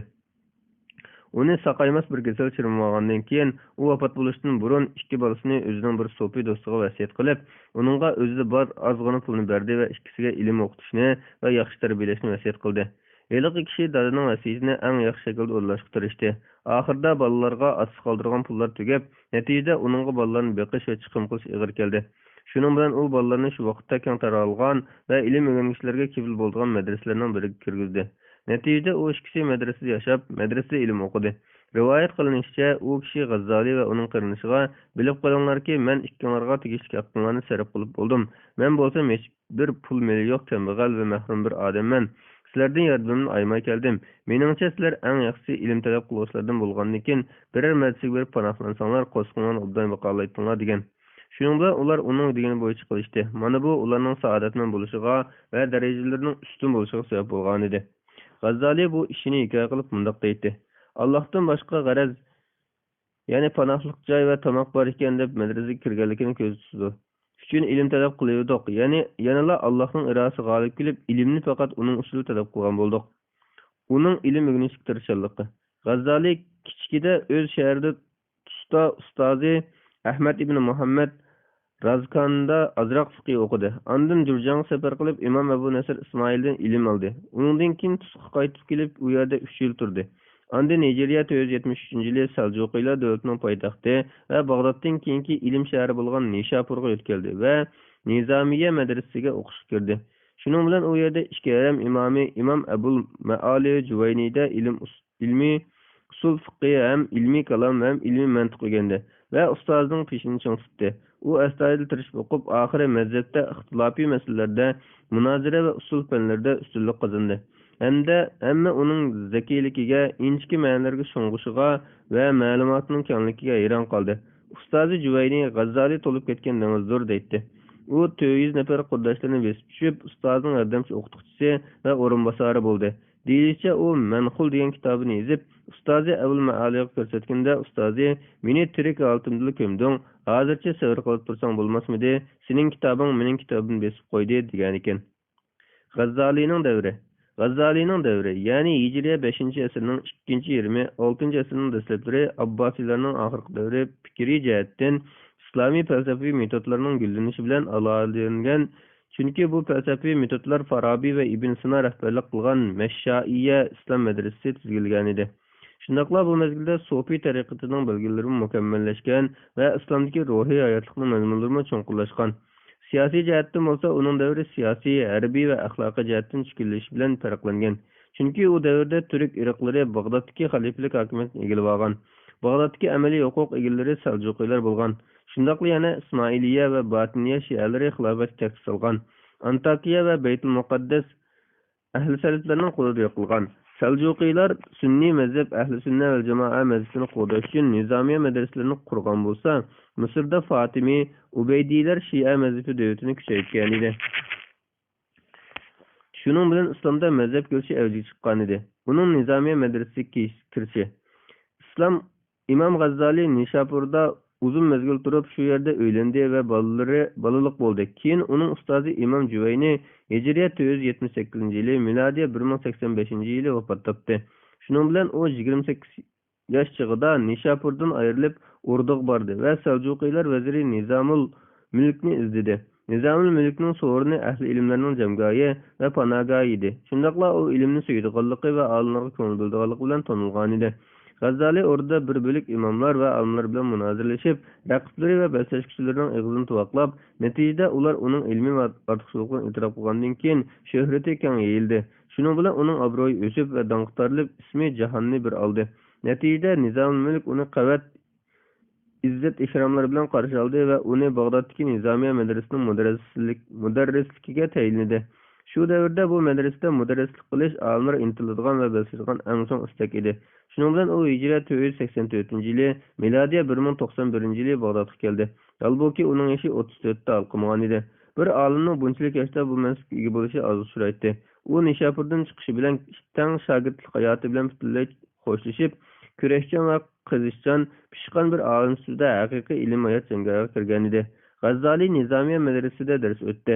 Uning so'zlarining go'zalligi, kamoliy ortiqchiligi, tilining fasahati, inchki ilmiy masalalari, nozik ishoratlari xaloyiqni ongtan qoldirdi. Ular uni yaxshi ko'rdi. Uning zamondoshi Abdulg'ofir Farisi mundoq degan: Bag'dodda uning hashamati va darisi yuqorilab, hatto kattalarning, amirlarning va xilofat saroyining hashamatini besib tushgan edi. Ilm tahsil qiluvchi taliblardan nurg'unlari uning oldida o'qiydi. U Al-Munfiz min ad-Dalal degan kitobida o'zining va Nizamiya madrasasining ahvolini sifatlab bundoq deydi: Men Bag'dodda 300 o'quvchiga dars o'tishga mas'ulman. Ondan u ilmiy usul, fiqh, ilmiy kalom va hikmat haqida kitob yozishni boshladi. G'azzali himmatini munozara qurishga qaratib, tirishchilikni haqiqatni izlashga qaratdiki, uning davrida fikriy hayotni tizgilib olgan 4 firqa shu haqida talashib. Bu firqalar birinchi o'zlarini fikr, mantiq va fakt ahli deb da'vo qiladigan faylasuflar, ikkinchisi o'zlarini ijtihod va nazar ahli deb qaraydigan kalomshunoslar, uchinchisi o'zlarini ma'sum imomdan ta'lim olishgan xoslashuvchilar va ta'limot ahlilari deb davron soladigan botiniylar, to'rtinchisi o'zlarini ilohiy hazratning xos kishilari, didorlashish va ko'rish ahli deydigan so'pilar. Ümmet sarxullari. Hüccetul İslam Abu Hamid G'azzali. Davomı. İmam G'azzalining fikriy burilish bosqichi. G'azzali 4 yil ilm o'rgatish bilan shug'ullandi. U jarayonda katta shuhrat qozondi, ham kishilarning e'tirofi va ehtiromiga sazovor bo'ldi. Hamda Hüccetul İslam nomini qo'lga keltirdi. Bu mezgilda u falsafa tadqiq qilishga berildi va uning orqasida uning ma'lumotining kenglikini ko'rsatgan kitobi Maqasidul Falsafani yozib chiqdi. Kitobida u falsafa bilan faylasuflar oldida to'liq betaraflikni saqladi, lekin sizlar qarashini o'zgartirib Tahofatul Falasafa degan kitobni yozdi va uningda faylasuflarning ozg'inligini bayon qildi, ham ularning qimmati va faktlarini shakllantirdi. G'azzali Bag'dodda turish oraliqida ig'ir krizisdan beshini o'tkazgan bo'lib, buni Al-Munfiz min ad-Dalal degan kitobida bayon qilgan. Bu krizislar ko'plagan siyosiy va ijtimoiy shundoqla fikriy va mazhabiy parchalanishlar hamda islom xalifligining kichik davlatlarga va bir-biriga tig' ko'taradigan podshohlarga bo'linishi musulmon guruhlarning o'zaro to'qinishi qatorliqlarni boshdan kechirayotgan islom jamiyatining ichinishli vaziyatiga berib taqiladi. G'azzali ashu 4 firqa orasidan haqiqatni qidirishga tirishib, u firqalarni intayin chonqur tadqiq qildi. Oxiri ularni tushundi va yaqindan tanidi va shu firqalarning hamma qarashlarini to'liq egallab chiqdi. U mazkur qarashlarni bir-birlab tekshirib, o'zining qimmatli kitobi Al-Munfaz min ad-Dalal da tafsiliy shaklda tizimladi. G'azzali Al-Munfaz min ad-Dalal degan kitobida mundoq deydi: "O'zimga sap soldim. Qarasam, men har tarafdan arqonlarda bog'liq ekanman. Qilgan ishlarimga sap soldim. Albuki ishlarimning eng yaxshisi o'qitish va o'rgatish edi. Qarasam, men oxirat yo'lida foydasiz va ahamiyatsiz ilmlarga yuzinyapman. Ondan men ilm o'rgatishga niyatim haqida o'ylandim. Qarasam, u Alloh roziligi uchun xolis emas ekan, balki uning turtkisi va harakatlanuvchisi obro' izlash va shuhrat qozonish ekan. Shuning bilan o'zimning yiqilay deb qilgan bir yarning livida turayotganligimga va o'tqa yiqilib qolganligimga tushundim. Shuning bilan u go'yaklikdan tortib o'zida bug' surgan tasavvufga tengdan yuzlanishga boshladi. Albuki uning ko'z qarashlari va o'y fikrlarida sodir bo'lgan dargumonlar uni mudarrislikdan butunlay voz kechishga undagan edi. Natijada u o'rniga qarinishi Ahmadni qo'yib Nizomiya madrasasini tark etdi. G'azzali Bag'doddan ayrilishni qaror qildi. Shuning bilan o'zida bor mol-mulkdan o'ziga va bolalarga yetaklikni elib qolib, qolgan kishilarga tarqatib etdi. Ondan milodiya 1095-yili, hijriyat 488-yili Zulqa'da oyida Bag'doddan ayrilib Shomga bordi. Shomda 2 yil turdi. U vaqtini Dimashq masjidida etikobda o'ltirib o'tkazdi. Masjidda u tanholik, xilvat, ruhiy chiniqish, nafsi bilan kurash qilish, nafsini poklash, axloqni soplashtirish, qalbini Alloh taoloning zikri uchun so'zildirish qatorliqlar bilan mashg'ul bo'ldi. Ondan u Dimashqdan Baytul Maqdisga yetkazildi.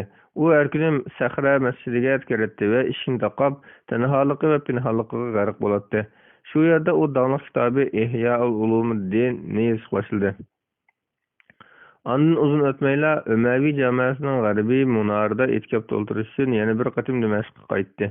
Shu orada uni haj chaqirqisi chaqirgandan keyin hijriyat 489-yili, milodiya 1096-yili farz haj qilish uchun Makkaga qarab yo'lga chiqdi. Ondan Madina Munavvarani ziyorat qildi. G'azzali o'zi bu vaqtda mundoq deydi: "Ondan Dimashqdan Baytul Muqaddasga safar qildim. Har kuni Sahra masjidiga kirdim va ishimga qaytdim. Ondan farzlar chaqirqi shundoqla Makka Madina barakatlaridan bahrilanish, Halil Ibrohimni ziyorat qilib bo'lgandan keyin Rasululloh sollallohu alayhi vasallam ziyorat qilish istaklar vujudimda tupildi. Natijada Hijozga otlandim. U farzlarni ado qilgandan keyin Misrga bordi va bir mezgil Iskandariyada turdi. Deyishcha, u Marokash hukmdori Amir Yusuf ibn Tashqin bilan uchrashish maqsadida Misrdan Marokash diyoriga safar qilmoqchi bo'lib turganida Yusuf ibn Tashqinning o'lim xabari yetib kelgan. Natijada u irodasini u yoqdan burg'an. Shundan keyin G'azzali yana qayta Dimashqqa qaytdi va u yerda kitobi Ihyo Ulumuddinni bitirishga kirishdi. Keyingi yili Bag'dodga safar qildi, lekin Bag'dodda ikkinchilab o'qitish xizmati bilan shug'ullanmadi. Uzun o'tmay u Xorasonga bordi va izchil pinhonlikqa eris bo'lib, hayotini zoitlig'i tafakkur bilan, qalbini Allohning zikri uchun so'zildirish bilan o'tkazdi. 10 yilcha shu holat davom qildi. U pinhonlik, zikr, tafakkur bilan hayotlikning davollari ustidan g'olib kelishni o'zida mujassam qilgan edi. Shu orqali u o'zi izlayotgan ashu haqiqatga yetaligan va shogirdlari, muridlari talqin qilib kelgan ashu jazmiyatni, ya'ni nurlari payg'ambarlik chirog'idan, xolis islom javharidan ilingan haqiqiy so'plarning jazmiyatini topa olgan edi. Shuningdek keyin u yurti tusqa qaytdi. U bu to'g'risida mundoq deydi: "Ondan meni irodalarim va bolalarimning chaqiriqlari yurtga qaytishga tortdi. Shuning bilan ilgari yurtga qattiq qaytmas bo'lgandan keyin yana qaytdim va yurtimdanmi pinhonlik zikr uchun qalbni so'zildirish g'arazida kishilarga aralashmasdan tanholikni tanladim." Hijriyat 499-yili Saljuqiylar vaziri Nizomul Mulk o'g'li Faxrul Mulk uni Xorason valisi Sinjar orqali Nishapurdagi Nizomiya madrasasida mudarrislik qilishga chaqirdi. Vazir G'azzalini anglab, uning o'rni va darajasini, kamoliy fazilatini tekshirib ko'rgan edi. Natijada vazir uni istedi va uning Nishapurga kelish uchun istikida nihoyat tushuntirib oldi. Oxiri G'azzali uning chaqiriq ovoz qo'shib Nishapurga bordi va hijriyat 499-yili Zulqa'da oyida Nizomiya madrasasida dars o'tishga boshladi. Shu to'g'rida u mundoq deydi: Hicriyat 199 yılı Zulqa'dada Allah bu vazifani o'rnatishim uchun nishapurga o'tkazishni muyassar qildi. Halbuki bu tanho yashashning muddati 11 yilga yetgan edi. Lekin G'azali u yerdan uzun tura olmagan edi. Chunki u nishapurga yetib kelganida Vezir milodiy 1106 yili Hijriya 5-yili Muharramda Hashshashiylar go'rining qo'lida suiqasdla o'ldirilgan edi. Shuning bilan valilar uningga Nizamiya madrasasida dars o'tish maslahatini bergandan keyin bir mahal shunday qilmay bo'lmadi. Bir yil o'tgandan keyin Tusga bordi va keyin u yerdan ayrildi. Tuz uning safarlarining oxirgi bekri bo'lgan edi. U yerda G'azali uyidan ayrilmay ta ajal kelgan qadar nasihat, ibodat va dars o'tishga berildi. Ibn Xallikan mundaq deydi: u yurtidagi uyga qaytib so'plar uchun bir xonaqoning yaqiniga ilm izlaguvchilar uchun bir madrasa barpo qildi. U toki Rabbining huzuriga kelguncha vaqtlarini Qur'on xatmi qilish, kishilar bilan suhbatlashish, dars qatorliq yaxshi ishlarga taqsimlagan edi. İmam G'azali Hijriya 505-yili Jumadil oxirining 14-kuni, milodiy 1111-yili 19-dekabr 55 yoshida vafot topdi. U tasavvuf, fiqh va falsafaga oid kitob risolalari bo'lib, hammasi 457 parchaga yetgan zo'r bir madaniy merosni qoldirib ketdi. Ulardan xili jiqi ila ham qo'lyozma ustida turmoqda va ko'pinchalar yo'qolib ketgan. Uning eng oxirida qilgan ishi hadis o'rganish va hadis ahli bilan suhbatlashish. Ikki sahih hadislar to'plami Sahih Buxoriy va Sahih Muslimni mutolaa qilish bo'lgandi. Navoda u yana oz kun yashagan bo'lsa edi, cho'qim hadis fanida hammani oldiga kirib ketadi. Mana bu Alloh taoloning Imom G'azaliga bergan cho'ng bir tavfiqidirki, Alloh uning hayotining tuganisida hadis va sunnat ustida qildi. Alloh taoloning uni bu pazarga o'z fazli va marhamati bilan muvaffaq qilgan bo'lishini umid qilamiz. Lekin uningga hadis rivoyat qilish nisb bo'lmagan. U o'zidan keyin faqat qizlarini qoldirib ketgan. Uning o'z turmushini qamdug'idek tirikchilikka mirosi bor bo'lib, uningga pul mol tanlaganda uni qabul qilmagan. Gap so'zlarda grammatik jihatdan xatolik ko'rib tuzish berilsa, insof bilan o'zining grammatik bilan shug'ullanganligini, grammatikadan faqat gap so'zlarda ehtiyoji bo'lgan miqdor bilan foydalanganligini e'tirof qilgandi. Shundoq turib u xutba yozatdi. Adab va fasohat manlarini ojiz qoldirgudek iboralar bilan kitoblarni sharhlaydi. G'azalining fikriy bosqichlari. G'azalining fikriy bosqichlarini tadqiq qilish uchun eng dastlab bu mutafakkir va faylasuf qoldirgan kitob asarlarini tekshirishga to'g'ri keladi. G'azali o'zining holini bayon qilish yuzasidan Al-Mumsiz minad Dalal degan kitobini qoldirgan bo'lib, uningda o'zining psixika holatini, shundaqla shak bosqichidan tasavvufda bir mazhab kabi sanalgan jamiyat bosqichiga yetkazganligiga qadar tortgan dardlarini uzun anglatgan. G'azali bu kitobni So'piliq yo'lida minib 10 yil davomlashgan tanholikdan keyin 50 dan alqanda tuzgan. Demak, u kitob uning pishqan yeshining yakuni bo'lib, uni oxirgi kunlarda yozgan. Shunga mazkur kitobni Abu Ahmad G'azalining oxiri berib to'xtagan fikri va diniy qanoatlarining chin belgisi deb sanash mumkin. Birinchi, shak bosqichi. G'azali aytadi: "Qur'on chog'larimdan tartibla ishlarning tagiga yetishga qiziqish mening xuyum va odatim edi. Ko'rdimki, Nasaralarning ballari nasara bo'lib yetilar ekan, Yahudiylarning ballari Yahudi bo'lib yetilar ekan, musulmonlarning ballari musulmon bo'lib ekan. Shuning bilan ko'nglim tug'ma tabiatning asli mohiyatiga harakatlandi." G'azali taqlidchilikni jazmiy ishonchga elib bora olmaydi deb qaraydi. Shunga u arab faylasuflarining mazhablariga qarama-qarshi bir yo'l tutdi. Aqlning doirasining tarixiyligi oshkor bo'lganligi uchun ma'rifatni aqlga markazlashtirish o'rniga ma'rifatni imonga markazlashtirish va aqlning imon bilan puttirib turmasa, ma'rifat quroli bo'lishga o'rmaydiganligini bayon qildi. Hamda imonning chiqish nuqtasi va ma'rifatning mezoni qildi. Ikkinchi, jazmiyat bosqichi. G'azali jazmiy ilmni shay'larning zarracha shak qolmog'idek darajada to'liq ich bergan ilm deb muqommashtirgandan keyin u ilmining ul asoslari va shartlarini o'tirib qo'yib, ushbu sifatga ega ilmni izlashga kirishdi. Lekin undaq ilmni topolmadi. Chunki ilm ya moddiyatga aloqador bo'ladi, ya aqliyatga aloqador bo'ladi. Halbuki uningda moddiyatqimi, aqliyatqimi ishonch yo'q bo'lib, aqliy sizmi aqlni inkor qilyotdi. G'azalining safsati mazhabida turayotgandagi dargumonlari 2 oyga yaqin davomlashdi. Oxirida u aqliy haqiqat va aksiyomalarning ta'siri bilan emas, balki Alloh uning qalbiga tashlagan nurdan iborat tashqi yordam bilan imonga qaytdi. Shu yerda u aqlning diniy aqidaning manbasi bo'la olmaydiganligini, aqlning dinni tushuntirib bera olmaydiganligini, balki aqlga dinning tuqurligini din o'zi ko'rsatib beradiganligini tushunib ketdi. 3. Jazmiy ilm bosqichi. G'azzali o'zining shak qaynamlaridan qutqizgan jamiyatning shartlarini bekitgandan keyin firqa va mazhablarni tadqiq qilishga o'tkazib, ularni kalamshunoslar, botiniylar, faylasuflar va so'pilar deb 4 qismga yig'inchoqlaydi. Hamda avval uch firqani tanqidlab, ularga raddiya berdi va ularning muridlari, agashuvchilarining hujjatlarini o'rib tashlaydi. Ondan eng sog'lom yo'l so'pilarning yo'li deb xulosalaydi. Chunki uning nazarida so'pilar payg'ambarlik nuri bilan to'g'ri yo'l topadigan bo'lib, kalamshunoslar taqlidchi, faylasuflar aql bilan kifoyalanuvchi, botiniylar bo'lsa o'zlarini ma'sum imomdan ta'lim olganligini da'vo qiluvchilar edi. Ümmet sharhillari Hujjatul Islom Abu Hamid G'azzali davomi. Hijriya 5-asrning islohotchisi. G'azzali kichik chig'idan tortib o'zini vazifa egasi deb his qiladi. Shundaqla xilma-xil diniy firqalar va bir-biriga o'chman fikriy aqllar orasida bo'layotgan to'qnashuvlarni ko'rgan edi.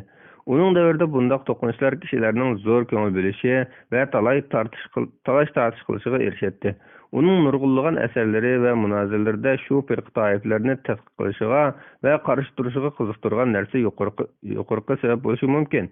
Uning tunji muhiti va go'daklikdagi Əslimilər so'piliqning uning aqli va engiga o'rnab ketishiga cho'ng ta'sir ko'rsatgan. Ham so'piliq uning hayot bo'yi tizgilanib olgan bo'lishidan qat'iy nazar, u o'z jamiyatining masalalaridan va o'z ummatining mushkulotlaridan qochmadi, balki o'zining atrofida cho'rgilab yurayotgan fikriy iqlimlarni, diniy mazhablarni va falsafiy yo'nalishlarni kuzatdi va analiz qilish, tanqidlash bilan ularga qarshi o'tirg'i tushdi. Natijada u ibodatning sop, аңның сүзік, imanның чоңқыр, dünyada zahid buluşlardek sofizmning romaniyati bilan din va dunyo ishlariga barobar qarashdagi ilmiy aqliyatni va fikr erkinligini birlashtirdi. G'azzali dinga ahamiyat berib, xolis aqidani va to'g'ri islomni qo'llaydi. Al-Munsiz min ad-dalal, Tadaih batiniya, Tahafatul falasafa qatorliqlarga o'xshash nurg'un asarlarda bu ochiq ko'rilgan bo'lib, o'zining cho'ng hajmlik asari va buyuk ensiklopediyasi Ihya Ulumuddin orqali Hijriya 5-asrning din islohotchisi bo'lishdan iborat yuksak bir g'oyani ko'ngil kutgan edi. Bu tarafini uning ushbu qimmatli go'hari va yagona kitobiga tanlagan nomidan ko'rish bo'ladi. Mutafakkur G'azzali. Shunisi ayonki, G'azzalining fikr iddisi tafakkur bilan bilinib, ilmiy tajribalar bilan so'zilgan xilma-xil ilmlardan yo'g'rilgan edi. G'azzali har narsani bilishga mahliyo odam bo'lganlikdan o'z davrining ensiklopediyasi edi. U Hujjatul Islom va 5-asr islohotchisi degan nomga nail bo'lgan edi. G'azzalining ahamiyati uning ensiklopedik bilimida emas, chunki u tarixda nurg'un ensiklopediyalar o'tgan bo'lsa-mu, musulmonlarning engi va qalbidagi G'azzalining o'rniga ega bo'la olmagan va Hujjatul Islom nomiga erisholmagan. Har qanday izlanib ko'rgan kishiga ayon bo'lganidek, G'azzali islom mutafakkirlarining eng cho'nglaridan biridir, ham ular ichida ijodkorligiga eng yaqini bo'lishi mumkin. Sharqshunos Gold Zeherning qarashicha, G'azzali mutafakkirlik qudrati bilan umumiy diniy ongni keng yayolgan bo'lib, u orqali sufizm qarashlarini yuqori o'ringa ko'targan va uni islomdagi diniy hayotlikda unumdor omillardan qilgan. G'azzali haqida deyilgan ko'z qarashlar har xil bo'lsa-mu, hammadan uning bilim, ma'rifat ishlariki nufuziga va ta'siriga qo'l qo'ygan. Faylasuf G'azzali. G'azzali falsafani o'rish bilan faylasuf bo'lgan, lekin boshqacha o'lcham va boshqacha yo'l bilan bo'lgan. U boshqalarga ergashuvchi bo'lmasdan o'z oldiga mustaqil bo'lgan. Garchi o'zini faylasuf demagan bo'lsa-mu, amaliyotda faylasuf edi.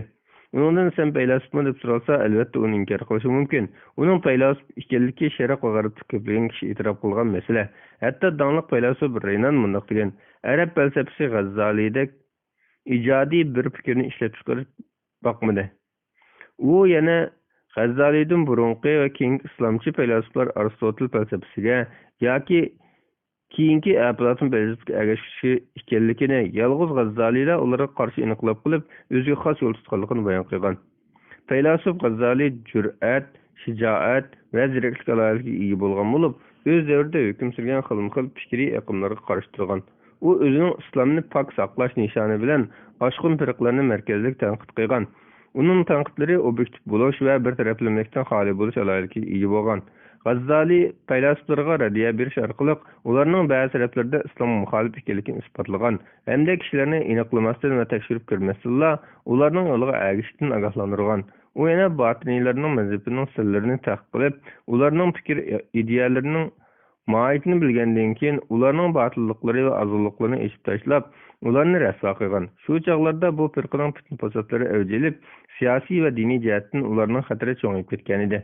G'azzali ularga radiya berish orqali ularning xatirini ojizlashish, diniy va siyosiy nufuzini tuvallatishni maqsad qilgan. G'azzali o'z falsafasida ilmga oshiqligini va haqiqat izlaydiganligini ifodalab turadi. U gumon va farazdan iborat ikki asosiy fikrni manba qilgan aqliy metodni qo'llangan. G'azzali uni bu so'zda ochiq ifodalagan. Shay'iylar zarracha shak qilmoqdek darajada to'liq ichib berilgan ilm jazmi ilmidir. U ilmda xatolik va o'y xiyol mumkinchilik bo'lmaydi. U o'zining gumon orqali haqiqat izlash tajribasi to'g'risida mundoq degan: gumon qilmagan kishi nazar solmaydi, nazar solmagan kishi ko'rmaydi, ko'rmagan kishi g'aflat va gumrohlikda bo'ladi. G'azzali 9 asr burun qo'llangan bu metod Fransiya faylasufi Dekart o'tirib qo'ygan metodga qattiq o'xshaydi. Bu hol Dekartning ushbu buyuk islom faylasuflaridan ta'sirlanganligini va undan qabul qilganligini ta'kidlaydi. Gerçi G'azzalining ilgarilik va mustaqillik ortiqchiligi bo'lsa-mu, ikki faylasuf o'z ayni bir bilish tajribasini boshdan kechirgan. G'azzali o'z kitobi Al-Munsad min ad-Dalalda keltirgan gumon jazmiyatining birinchi bosqichidir degan mashhur ibora Dekartning o'z mazhabini qurishga asos bo'lgan. Buni tunislik tadqiqotchi Kaag isbotlab chiqqan bo'lib, u Parijdagi Dekartning shaxsiy kitobxonasidan G'azzalining Al-Munsad min ad-Dalal degan kitobining latincha tarjimasini topgan. Halbuki u kitobning bir betida G'azzalining gumon jazmiyatining birinchi bosqichidir degan mashhur so'zining ostiga bir qizil chiziq tortilgan bo'lib, uning cho'risiga Dekartning pochirkisi bilan bizning metodimizga qo'shilsin degan bir ibora bor edi. Tasavvufchi G'azzali. Imom G'azzali tasavvufchilar ko'payib ketgan bir muhitda yashagan bo'lib, ularning so'zlarini anglab turadi va ular bilan aloqada bo'ladi. Shuningdek, u o'z zamonasida bor bo'lgan ilm ma'rifatlarini o'rgangan bo'lib, shulardan biri tasavvuf ilmidir. Go'dakligidan tortib G'azzalining qurshab turgan atmosfera tasavvuf bitlari bilan to'lib toshgan bo'lib, uning dadasi, qarindoshi, tog'asi, vasiysi hamda ustozi Faramadi hammasi tasavvufchi edi. Vazir Nizamul Mulk ham so'plarni yaxshi ko'radi. Natijada uningda tasavvufga qiziqish va uningga intilish paydo bo'lgan. Balkim G'azzalining dastlabki hayotida havoyavas yoki shuhrat yoki yuqori o'lash istaklari uni so'piliq tarafga bekrak ko'ngil bo'lishdan to'sib qo'ygan bo'lishi mumkin. Lekin u o'zidan hisob olgan va o'zini tekshirgandan keyin yurakdagi ko'n istaklar uning g'olib kelgan va uni butunlay tasavvuf saynasiga ittirgan. G'azzali gumon mezgilini boshdan o'tkazgandan keyin haqiqiy so'pi bo'ldi va uning hayotida zo'r burilish hosil bo'ldi. Natijada u butun turmushida zoid bo'ldi va so'piliq tariqatdagi barliq fikrlarni inchik tekshirib, ruhiy yuksalish odatlariga sho'ng'idi. Shunisi aniqki, G'azzaliga tushgan eng ko'rinarli tanqidlarning biri uning so'piliq yo'liga boshlab kirib ketganligi. So'pilardagi urf-odat va har xil ishlarni fiqh va usul fiqh logikasida tanlab boqmasdan qabul qilganligidir. Undaq bo'lishi uning tasavvufga fiqhisi bilan emas, zuhuqi bilan, aqli bilan emas, qalbi bilan muomala qilganligi shundir. Shuningdek, Ibn Javziy va boshqa tanqidchilar uning sufizmning ko'plagan shariatga muxolif fikrlari va qiliqlarini qabul qilganligini ayblagan. Shundaqdimi G'azzalini va uning kitobi Ihyo Ulumuddinni tekshirib ko'rgan insofli bir odam shuni inkor qila olmaydi-ki, u tasavvufni yepidan yangi nusxasi qabul qilmagan, balki allojilardek ahli ululning tasavvufini keskin rad qilib, faqat kitob va sunnatga yaqin mo'tazil tasavvufni qabul qilgan. Hamda tasavvuf ahli ergashgan har bir fikr va sulukni islom asosiga bog'lashga, Qur'on, hadis va asarni manba qilishga tirishgan. Tasavvuf ahli orasida bilimsizlik taralayotgan bir paytda G'azzali oxirat yo'lida mang'adigan kishi uchun shar'iy ilm tasavvuf ahli orasida bilimsizlik taralayotgan bir paytda G'azzali oxirat yo'lida mang'adigan kishi uchun shar'iy ilmning zo'rligini eskartgan ham islomiy ilmlarni gullantirish uchun yozgan kitoblarining tunjisini Kitobul Ilm qilgan hamda Minhajul Abidin degan kitob orqali obid kishining besib o'tishi kerak bo'lgan tunji da'vatning ilm ekanligini o'tirib qo'ygan va saodatning faqat ilm va amal bilan qo'lga keladiganligini ta'kidlagan. Uning tasavvufdagi eng yorqin utuqlaridan biri shuki, u tasavvufni nuqul, zo'q, xiyolchanlik, tahlil va ko'ptirmchilikdan amaliy va axloqiy ilmga o'tkazdi va shu orqali qalb kasalliklarini davoladi, qalblarni isl axloqlar bilan pokladi. G'azzalidan burun tasavvufning qandoq ekanligini, uningdan keyin qandoq holga kelganligini tushungan kishi G'azzalining tasavvufdagi va tasavvuf ahli orasidagi to'pisini va ta'sirini bilmay qolmaydi. Əsərləri Mol bilim ve keng dairlik ilim ilgisi Gazali yazıçılıktan ve kitap yazıştan toxtab bakmagan bulupmu yurt geziş, saatlik ve ibadet bilen ötküzgen 10 yılda köp yazıçılık kılgan. Ravilerden biri eğer Gazali'nin yazgan kitapları onun ömrüne çeşilse, onun her bir günüge 4 kürrase doğru kildalıqını tilga algan. Bir kürrase degenimiz küçük bir par kitapını yaki kitapının 40 batı tarafdaki bir bölükünü görsüdü. Tədqiqatçılar onun tüzülgen kitaplarının sani toğrusida oxşaman qaraşlı bulgan bulup, Abdurrahman Bedevi Gazali hakkında yazgan kitabıda 69 tane kitapının keskin onunla təvə ekilikini aytqan. Tədqiqatçılardan Cemil Saliba ve Kamil Ayyat Gazali'nin əsərlərdən besilgini, qol yazması ve yetkini bulup cemi 228 parça kitap ve risalini öz içine algan bir tizimlik tüzgen. Onun kitapları asasen tasavvuf ve fiqh, ilahiyat ve mantık, felsefe ve ahlak temelerini söyledigen. Lekin o kitap risalelerde gayet psixika, cemiyet, terbiye, siyaset ve tabiat bilimlerdek başka köplügen temalarga kirgen ve keng toxtalgan. Gazali'nin onunla təvəlliki keskin bulgan kitapları yazış tarihi boyunca bir neçə basqıçqa bölündü. Birinci basqıç Hicriye 265 yıldan 278 yılgacha, yani ustazı Ebul Meali Cüveyni buluştan ilgirki basqıç. Bu basqıçta yazgan kitapları birinci At-Ta'liqatu fi Furu'il Mazhab.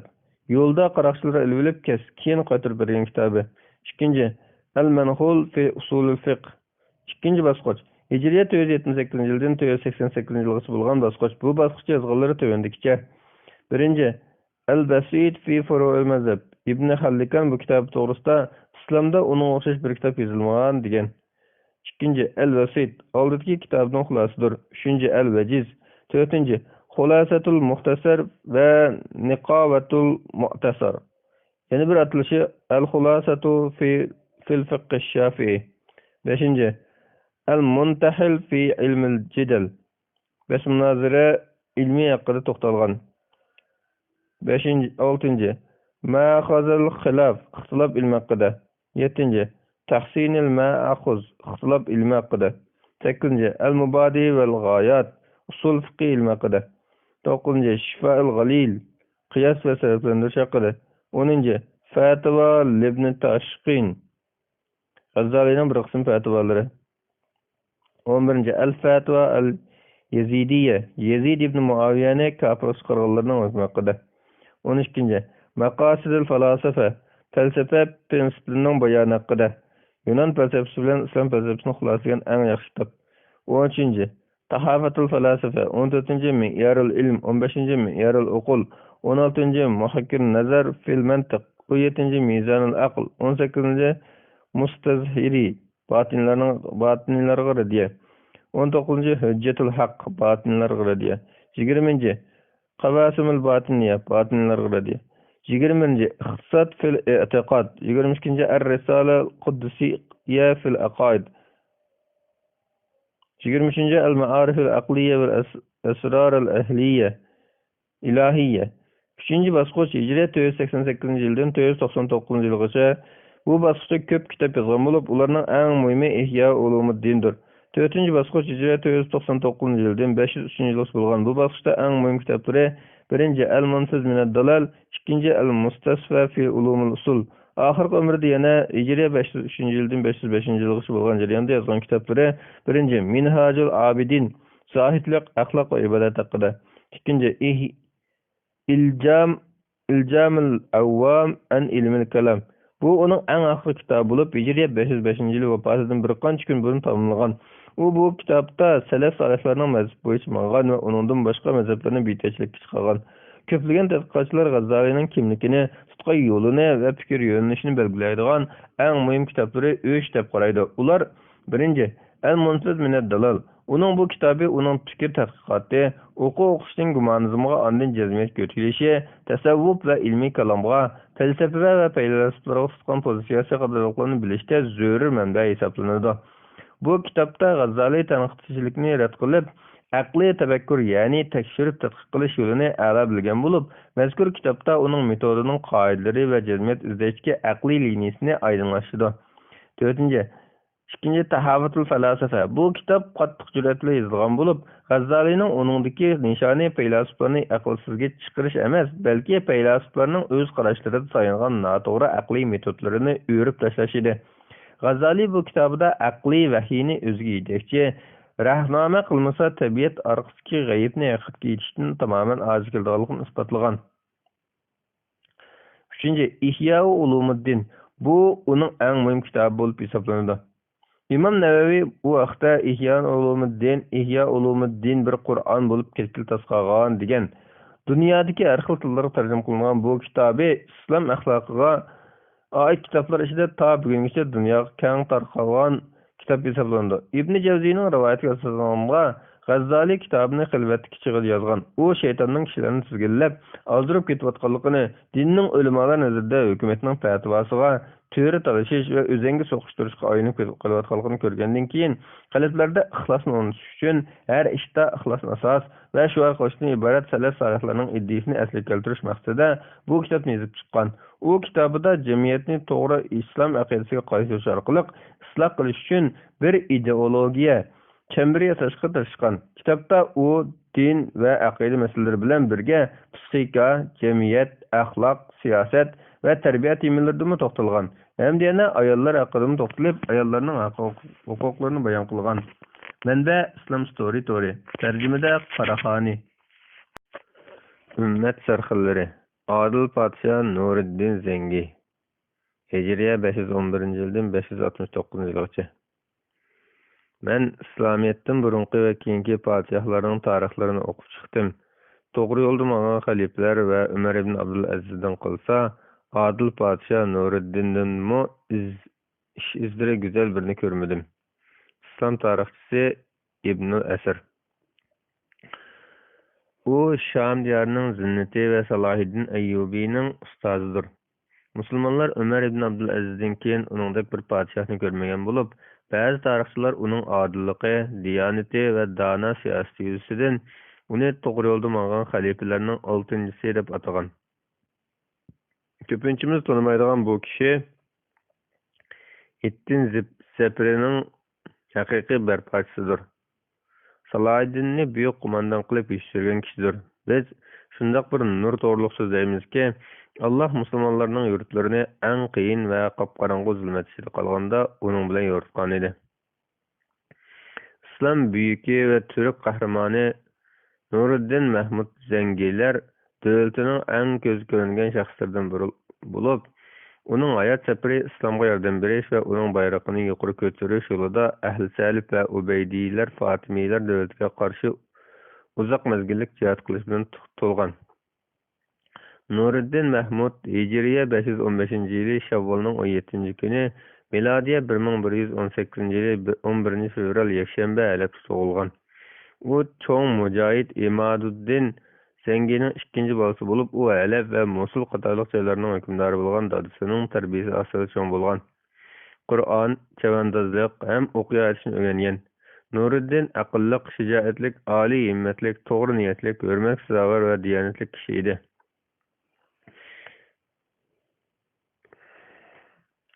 Nuriddin xalqining manfaatiga ko'ngil beradi. U tijoratchilardan elinadigan boj soliqni bekor qilayotgan va sahro arablarga o'xshash hojilarning yo'lini to'smasligi uchun yerlarni suyurg'al qilib bergan. Sham zaminni mustahkamlab shaharlarga mudofaa tomonini solgan va ko'plagan madrasalarni qurgan. Adiliya, Nuriya va Darul Hadis madrasalari shuning jumlasidandir. U tunji bo'lib hadis madrasasi qurgan kishi hisoblanadi. Nuriddin Musulda Nuriy jamoasini qurgan. Shundoqla yo'l bo'ylarga karvon saroylarini solgan. U kamtar, surlik, ig'ir besiq kishi edi. Ulamolarni hurmatlaydi ham o'zimi Hanafiy mazhabida faqih bo'lib, har haftada 4 kun faqihlarning o'zining huzuriga kelish uchun o'ltiradi. Kishilarning xohlagancha uning huzuriga kirib chiqish uchun qo'l ostidagilarni ularni to'smaslikka buyurdi. Faqihlar o'zlariga mujmal bo'lib qolgan masalalar haqida uningdan so'raydi. U kishilarni o'qib foydalanish uchun nurg'un kitoblarni vaqf qilgan edi. İmam İbn Kesir u to'g'risida mundoq deydi. U Alloh uningga rahmat qilsin. Xati chiroyli, diniy kitoblarni ko'p o'qiydigan, sunnatga ergashadigan, namozlarni jamoat bilan o'tashga ahamiyat beradigan, Qur'onni ko'p tilovat qiladigan, yaxshi ishlarni qilishni yaxshi ko'radigan, iffetlik, o'zi va oilasiga yemak-ichmak va kiyim-kechaklarda chiqim qilishda ixtisosli kishi ediki, uning zamonasidagi faqirlarning eng to'yimi o'zlari chiqim qilishda uningdan ustun turadi deyilgan. U dunyo yig'maydi va uning cho'ngmi bilmaydi. G'azablangan va norozi bo'lgan chog'larda og'zidan qat'iy yomon so'z chiqmaydi. Kim so'z ig'ir besiq edi. Bir kuni u hamrohlarining biri bilan otliq ketayotdi. Bu chog'da quyosh nuri u ikkisining dumbasiga, ikkalarining soyasi bo'lsa oldiga tushyotdi.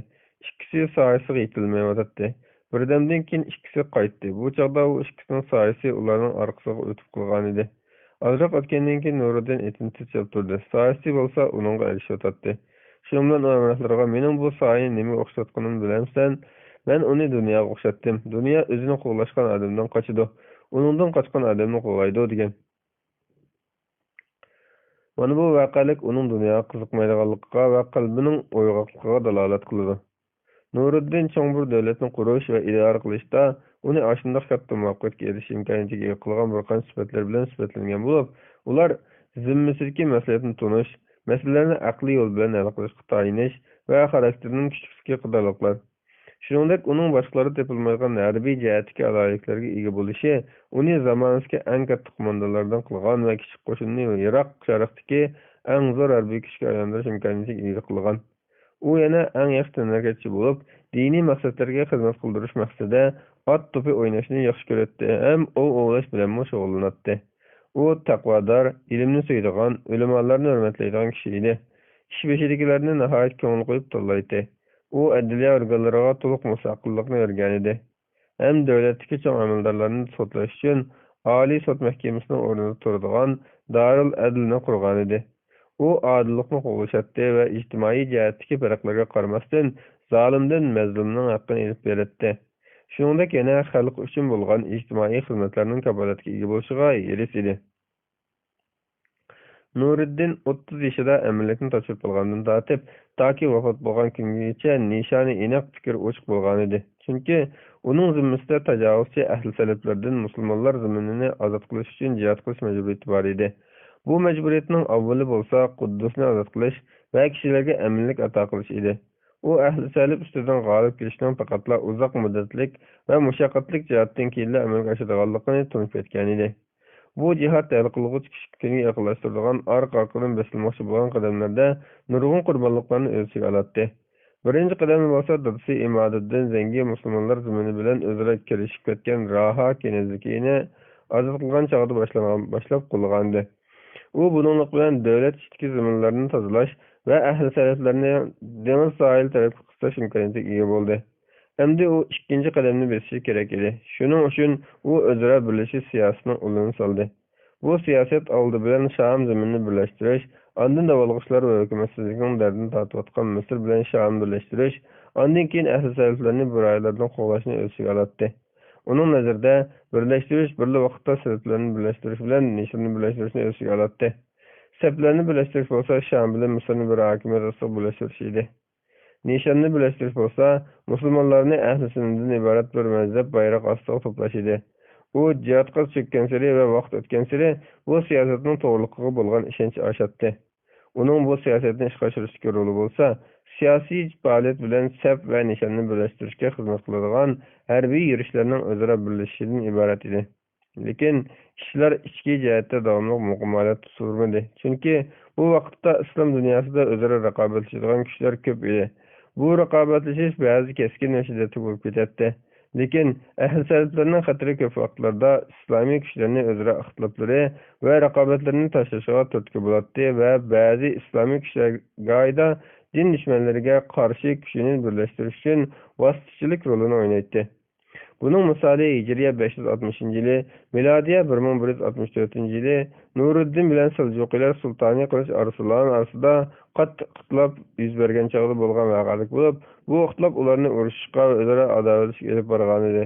Bu ishning xabari Misrga yetib borganda Fatimiylar davlatining vaziri Salih ibn Ruzzik qilich Arslonga uni ixtiloflashdan to'sib va Nuriddinga qo'shilishga ham angishga nasihat qilib xat yozgan edi.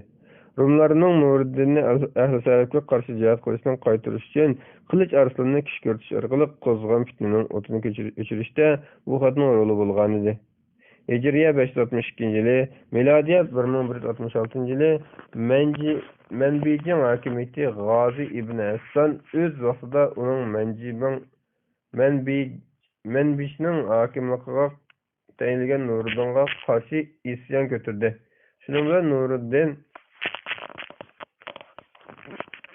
bilan Nuriddin uningga qo'shin avatdi. Bu qo'shin uni muasirga elib, ondan uni Menbijdan chiqarib o'tdi. Nuriddin Menbijning hokimligini qirinishi Qutbiddinga topshirdi.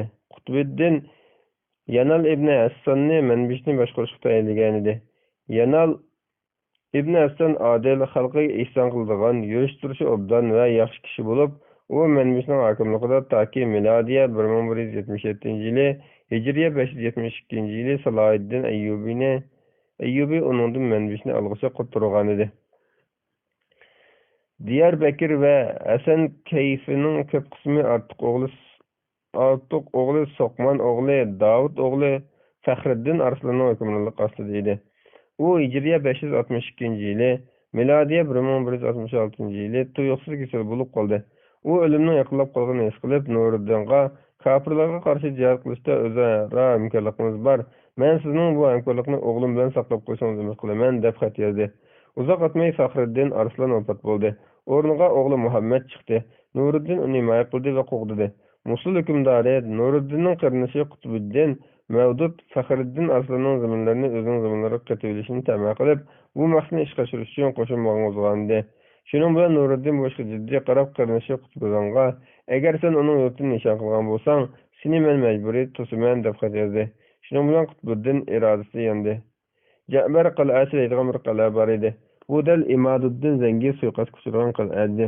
Bu qal'a intayin puxta va mustahkam qal'alardan bo'lib, sharqiy tarafi Furat daryosiga qaraydi. Bu qal'a Shahabuddin Malik ibn Ali ibn Malik Aqlining hukmronlik ostida edi. Bu qal'aning Nuriddin hukmronlik qiladigan joylarning orasida bo'lishi uning urush va tinchliklarida tayinlangan bahs uchun tahdid manbasi bo'lib qolgan edi. Nuriddin bu qal'ani elishni iroda qildi. Shuning bilan u isbotlashlardan Bani Kilabni qal'aning sohibiga buktirma qo'yishga belgiladi. Buningga Aqlining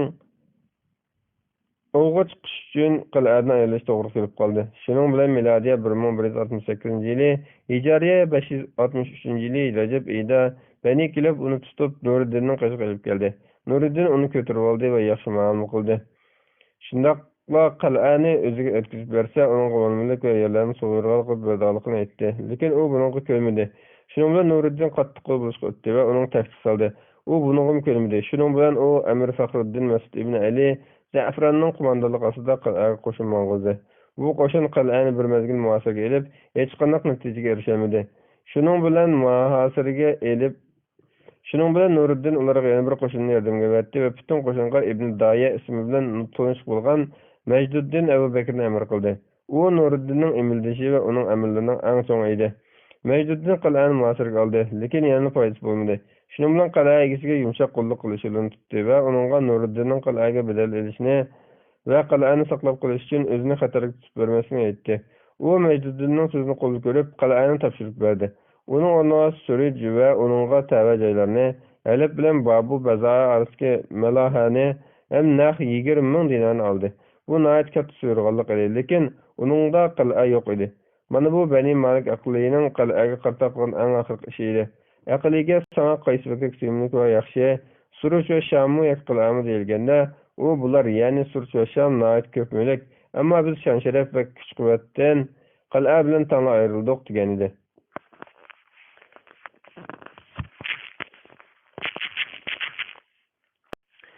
Ümmet sarxillari.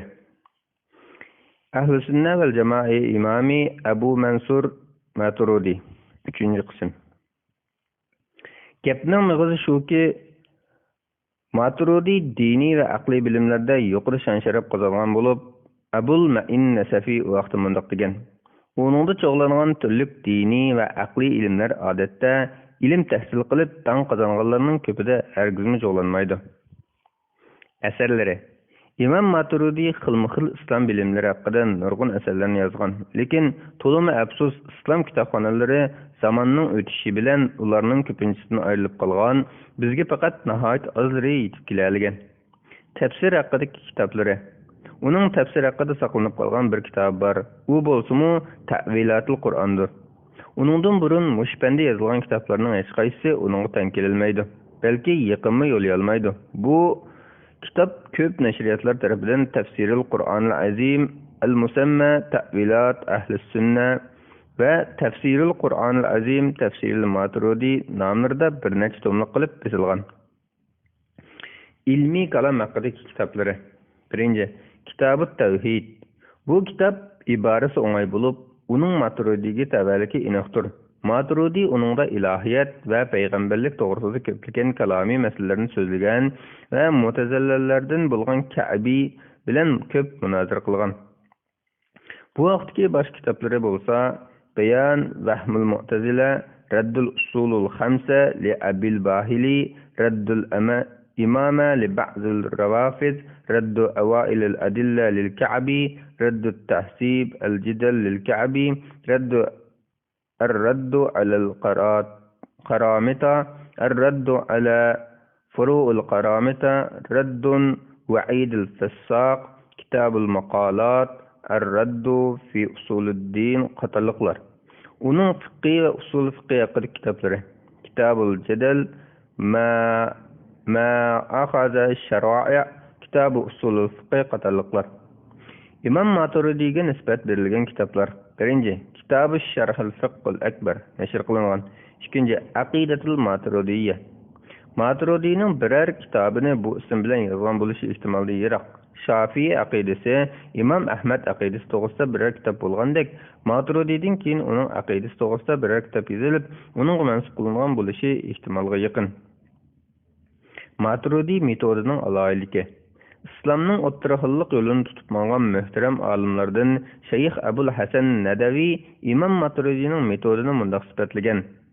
Maturidi aqli o'tkir, fikri cho'nqur va dono kishi edi. Ash'ari har doim mutazilalar bilan qarshilashish, uzun munozaralashishda o'tgan bo'lib, uning tadqiqotlari va fikrlariga go'ida oshqullikdan xoli emas bo'lgan narsalar kirib qolgan edi. Uningdan keyingi Ash'ariylar ishni taxmin yo'g'onatib, uningga bir qism narsalarni qo'shib qo'ygan edi. Abu Mansur Maturidi o'ttirg'i chiqib, isbotlash ham dalil turqish ta's bo'lgan ortiqcha zo'riqish va ortiqcha ta'vilga ehtiyojli bo'lgan bu narsalarni yuvib tashlagan. Ilmiy kalamga tuzatish va tozalash ilib berib, natijada ilmiy kalam texmibak o'ttirhol va ravri solib kelgan. Shayx Abul Hasan Nadavining Rijalul Fikr ve Da'va fil İslam namlı kitabı 197. bet. Biz tövende Maturidi metodunun alayetlerini sınap ötümüz. Birinci, aql bilan naql arasida o'ttirhol bo'lish. Maturidi metodunun en çoğ alayeti aql bilan naql arasida o'ttirhol yo'l tutish bo'lib, Maturidi naqlining tüydili turilishni yoki aql jihatdan chekdan oshiritishni xatolik deb qaraydi. Adil pozitsiya ikkisining o'ttirisida turish deb hisoblaydi. Bu o'ttirhollik pozitsiyasiga Allohning biz sizlarni o'ttirhol ummat qildik degan so'zini dalil qiladi. Baqara surasi 143-oyat. Uningdagi bu o'ttirhollikning dindan ikki tayanchi bor. Biri islom dinining o'ttirhollik ruhi bo'lib, islom ta'limotlari har ishda o'ttirhollikni lozim tutishni undaydi. Yana biri o'ttirhollik ruhi islomning har xil sohalaridagi butkul iddisida hukm surgan ta'birdir. Bu vaqtda Imom Muhammad Abu Zahra mundaq deydi. Maturidi qarashlari bilan Ash'ari qarashlarini inchika va chunqur tadqiq qilganimizda ikki imomning tafakkuri va tafakkur yakunida bir farq borligini ko'ramiz. Shaksizki, har ikkilisi Qur'on o'z ichiga olgan aqidalarni aql va logikalik faktlar bilan isbotlashga uringan. Her ikkilisi Qur'onning aqidalariga bog'langan, lekin ularning biri yana biriga qaraganda aqlga ko'proq o'qib bergan. Masalan, Ash'ariylar Allohni tunish shariat bilan vojib deb qarasa, Maturidi Abu Hanifaning yo'liga ergishib turib, Allohni tunishning vojibligi aql bilan bilinadi, ya'ni Allohni tunish aql bilan vojib deb qaraydi. Ash'ariylar shariat sohibidan buyruq kelmaydi, shay'ilarning aql bilalaydigan asli go'zalligi bor deb qaramaydi. Maturidiylar Şiilarning aqlmi bilalaydigan asli go'zalligi bor deb qaraydi. Ko'plagan ixtilofni mushu yo'sinda uchirtimiz. Shu jihatdan shundoq yakun chiqaramizki, Maturidiylarning metodida hech qanday chetdan oshirib o'tmasdan, kammi qilmasdan aqlga cho'ng huquq berilgan. Ash'ariylarning naqlga bog'lanib, naqlni bekor kuchaytgan. Bularni tadqiq qilgan kishi Ash'ariylar, Mu'tazilalar bilan ahli fiqh va ahli hadisning o'ttirisida, Maturidiylar, Mu'tazilalar bilan Ash'ariylar o'ttirisida deb yakun chiqarg'ili tas qoladi. Hammasining ahli iymon qatoridan ekanligida musulmonlarning orasida hech bir ixtilof yo'q. Bu 4 islomiy firqa agar 4 bo'raklik bir maydonda turdi desak, Mu'tazilalar maydonning bir tarafida, ahli hadis yana bir tarafida turgan. Mu'tazilalarga yaqinroq bo'lakda Maturidiylar turgan. Muhaddislarga yaqinroq 4-chi bo'lakda Ash'ariylar turgan. Maturidi shariatning tekstlari Qur'on va hadis bilan birga aqlga tayinadi. Aqli tafakkurni vojib deb qaraydi. Buningga faqih va muhaddislar qarshi fikr turgan bo'lib, ular aqlning teyilib ezib ketishidan ansirganlikdan naqlga tayinishni, haqni faqat naqldan izlashni vojib deb qaraydi. Maturidi tavhid kitobida mundaq degan: "Mana bu shaytonning o'ylari va vasvasasidir. Aqlni inkor qiluvchilarning aqldan boshqa hech bir dalili yo'q. Bu ularni aqlning zo'rligiga qistaydi. Ular qandoqmi aqlni inkor qila olsin? Halbuki Alloh taolo bandalarni aqlni ishlatishga chaqirgan. Ularni tafakkur qilishga, o'ylanishga buyurgan. Ularni vaz-nasihat elishga va ibrat elishga undigan tursa, mana bu aql va tafakkurning ilmining manbalaridan biri ekanligiga dalil. Biz uning aql ilmini hosil qilishdagi ixtilofning tochkasini bayon qilganligini ko'ramiz. Aqida ilmning faqat naqldan iborat bir manbasi bormi? Yoki naqldan boshqa aqldan iborat yana bir manbasi bormi? Biz uning naqlmi manba, aqlmi manba deb tushuntirganligini ko'ramiz. Maturidi aqlning ilm manbalaridan biri ekanligiga aqlning ezib ketish xavfi borligiga qo'shilgan bo'lsa-mu, uning xatolashib qolishdan qo'rqishi uni muhaddis va faqihlardek aql va tafakkurdan cheklashga olib bormagan, balki uni ehtiyotchan bo'lishga, aql bilan birga naqlga tayinish orqali xatolikdan saqlanishga olib borgan.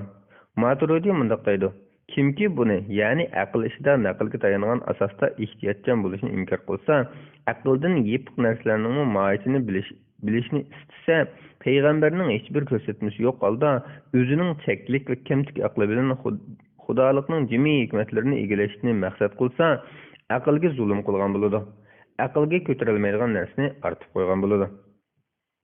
Bu gapning natijasi shuki, Maturidi shariatga xilof bo'lmagan ishlarda aqlning hukmini tutadi.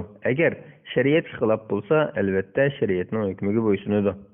İmam Muhammed Abu Zahraning Tarixul Mazahibil İslamiyya nomli kitobi 185-86 betlar. Ensiklopediyalik tekshirib bekitkichi olim bo'lish sifati bilan betaraf maydonda turib baho bergan Imom Muhammad Abu Zahraning yuqorqi bayonlaridan shu chiqadiki, Maturidi muhaddis va faqihlardek aqlga hech qanday huquq bermay naqlni yetim qoldirganmi emas, Mu'tazilalardek aqlga cheklamsiz huquq berib ozganmi emas, Ash'ariylardek aqlga tor doirada yetarsiz huquq berganmi emas, balki aqlga ortiqmi emas, kammi emas, yetarli huquq bergan. Aqlni qondirgan va naqlni qondirgan. Ma'lumki, o'ttirhollik pozitsiyasi boshqalar o'ylab olgandek nuqul ko'z qarashlarining o'ttirisini moslashtirish emas. O'ttirhollik maydoni tas ish bo'lib, naqlning hukmlarini va aqlning hukmlarini to'liq bilishni, naqlning muqaddasligini, aqlning martabasini saqlashni, hech tarafga og'maslikni talab qiladi. Demak, Maturidi o'ttirhollik maydonini ishga oshirishda aql bilan naql orasida o'ttirhol bo'lish yo'lida mangan Ash'ariydan betaraq utuqqa erishgan. Bu to'g'riliq Imom Muhammad Abu Zahra mundaq degan: "Shunlashqa do'stimiz marhum Muhammad Zohid Kavsariyning Ash'ariylar, Mu'tazilalar bilan muhaddislar o'rtasida, Maturidiylar, Mu'tazilalar bilan Ash'ariylar o'rtasida degan so'zi rost bo'lgan edi." Imom Muhammad Abu Zahraning Tarixul Mazahibil İslamiyya nomli kitobi 187 bet. 2. Fikr mustaqilligi. Bu deganimiz biror mazhabga yoki muayyan bir qarashga ta'assublik qilmaslikni, balki haqiqatni izlash kerakligini, haqiqat bilan to'qinishib qolsa-mu ma'lum bir fikrga qarag'asi ergashib olmaslikni bildiradi. Bu xil alaylik ahli ilm atalgan xili ko'p kishilardan topmoq basi mushkul bir ishdir. Ammo Maturidi fikr mustaqilligiga va fikr erkinligiga ega zot bo'lib, uningda ta'assublik yoki oshqunlik ko'rilmagan. 3. Shay'iylarga umumiy nazar bilan qarash. Maturidining fikr iddisi shay'iylarga umumiy nuqtadan obyektiv qarash, ushshaq masalalarni prinsipal masalalarga bog'lash, shaxsiy masalalarni yiltizib qaytarish alohidligiga ega bo'lgan. 4. Fikr bilan amalni bir-biriga bog'lash. Maturidining nazarida fikrlarimizning döv-döv 4. Fikir bilan amalni bir-biriga bog'lash. Maturidining nazarida fikrlarimizning döv-döv bo'lishi, fikrlarimizning zehndagi haslatning ko'p bo'lishi, tafakkur osmonda parvoz qilib ketishimiz muhim emas, balki muhimi fikrlarimiz bilan amaliyatimizni moslashtirib menib, fikrlarimizning amalimizga yetakchi bo'lishi va uni to'g'ri yo'lga silishidir. U ko'pincha pozitsiyalarda foydasiz parchapurat masalalarga kirishni rad qiladi. Ba'zi kalamshunoslar masalan Allohning sifatlari to'g'risida ishkillab kirish, inchikilashga o'xshagan oyog'i chiqmas foydasiz tadqiqotlarni qilgan. Maturidi garchi buningdan bir butun ozod bo'lolmagan bo'lsa-mu, ammo kalamshunoslarning ichida bu xil masalalarga eng oz kirgan kishi hisoblanadi.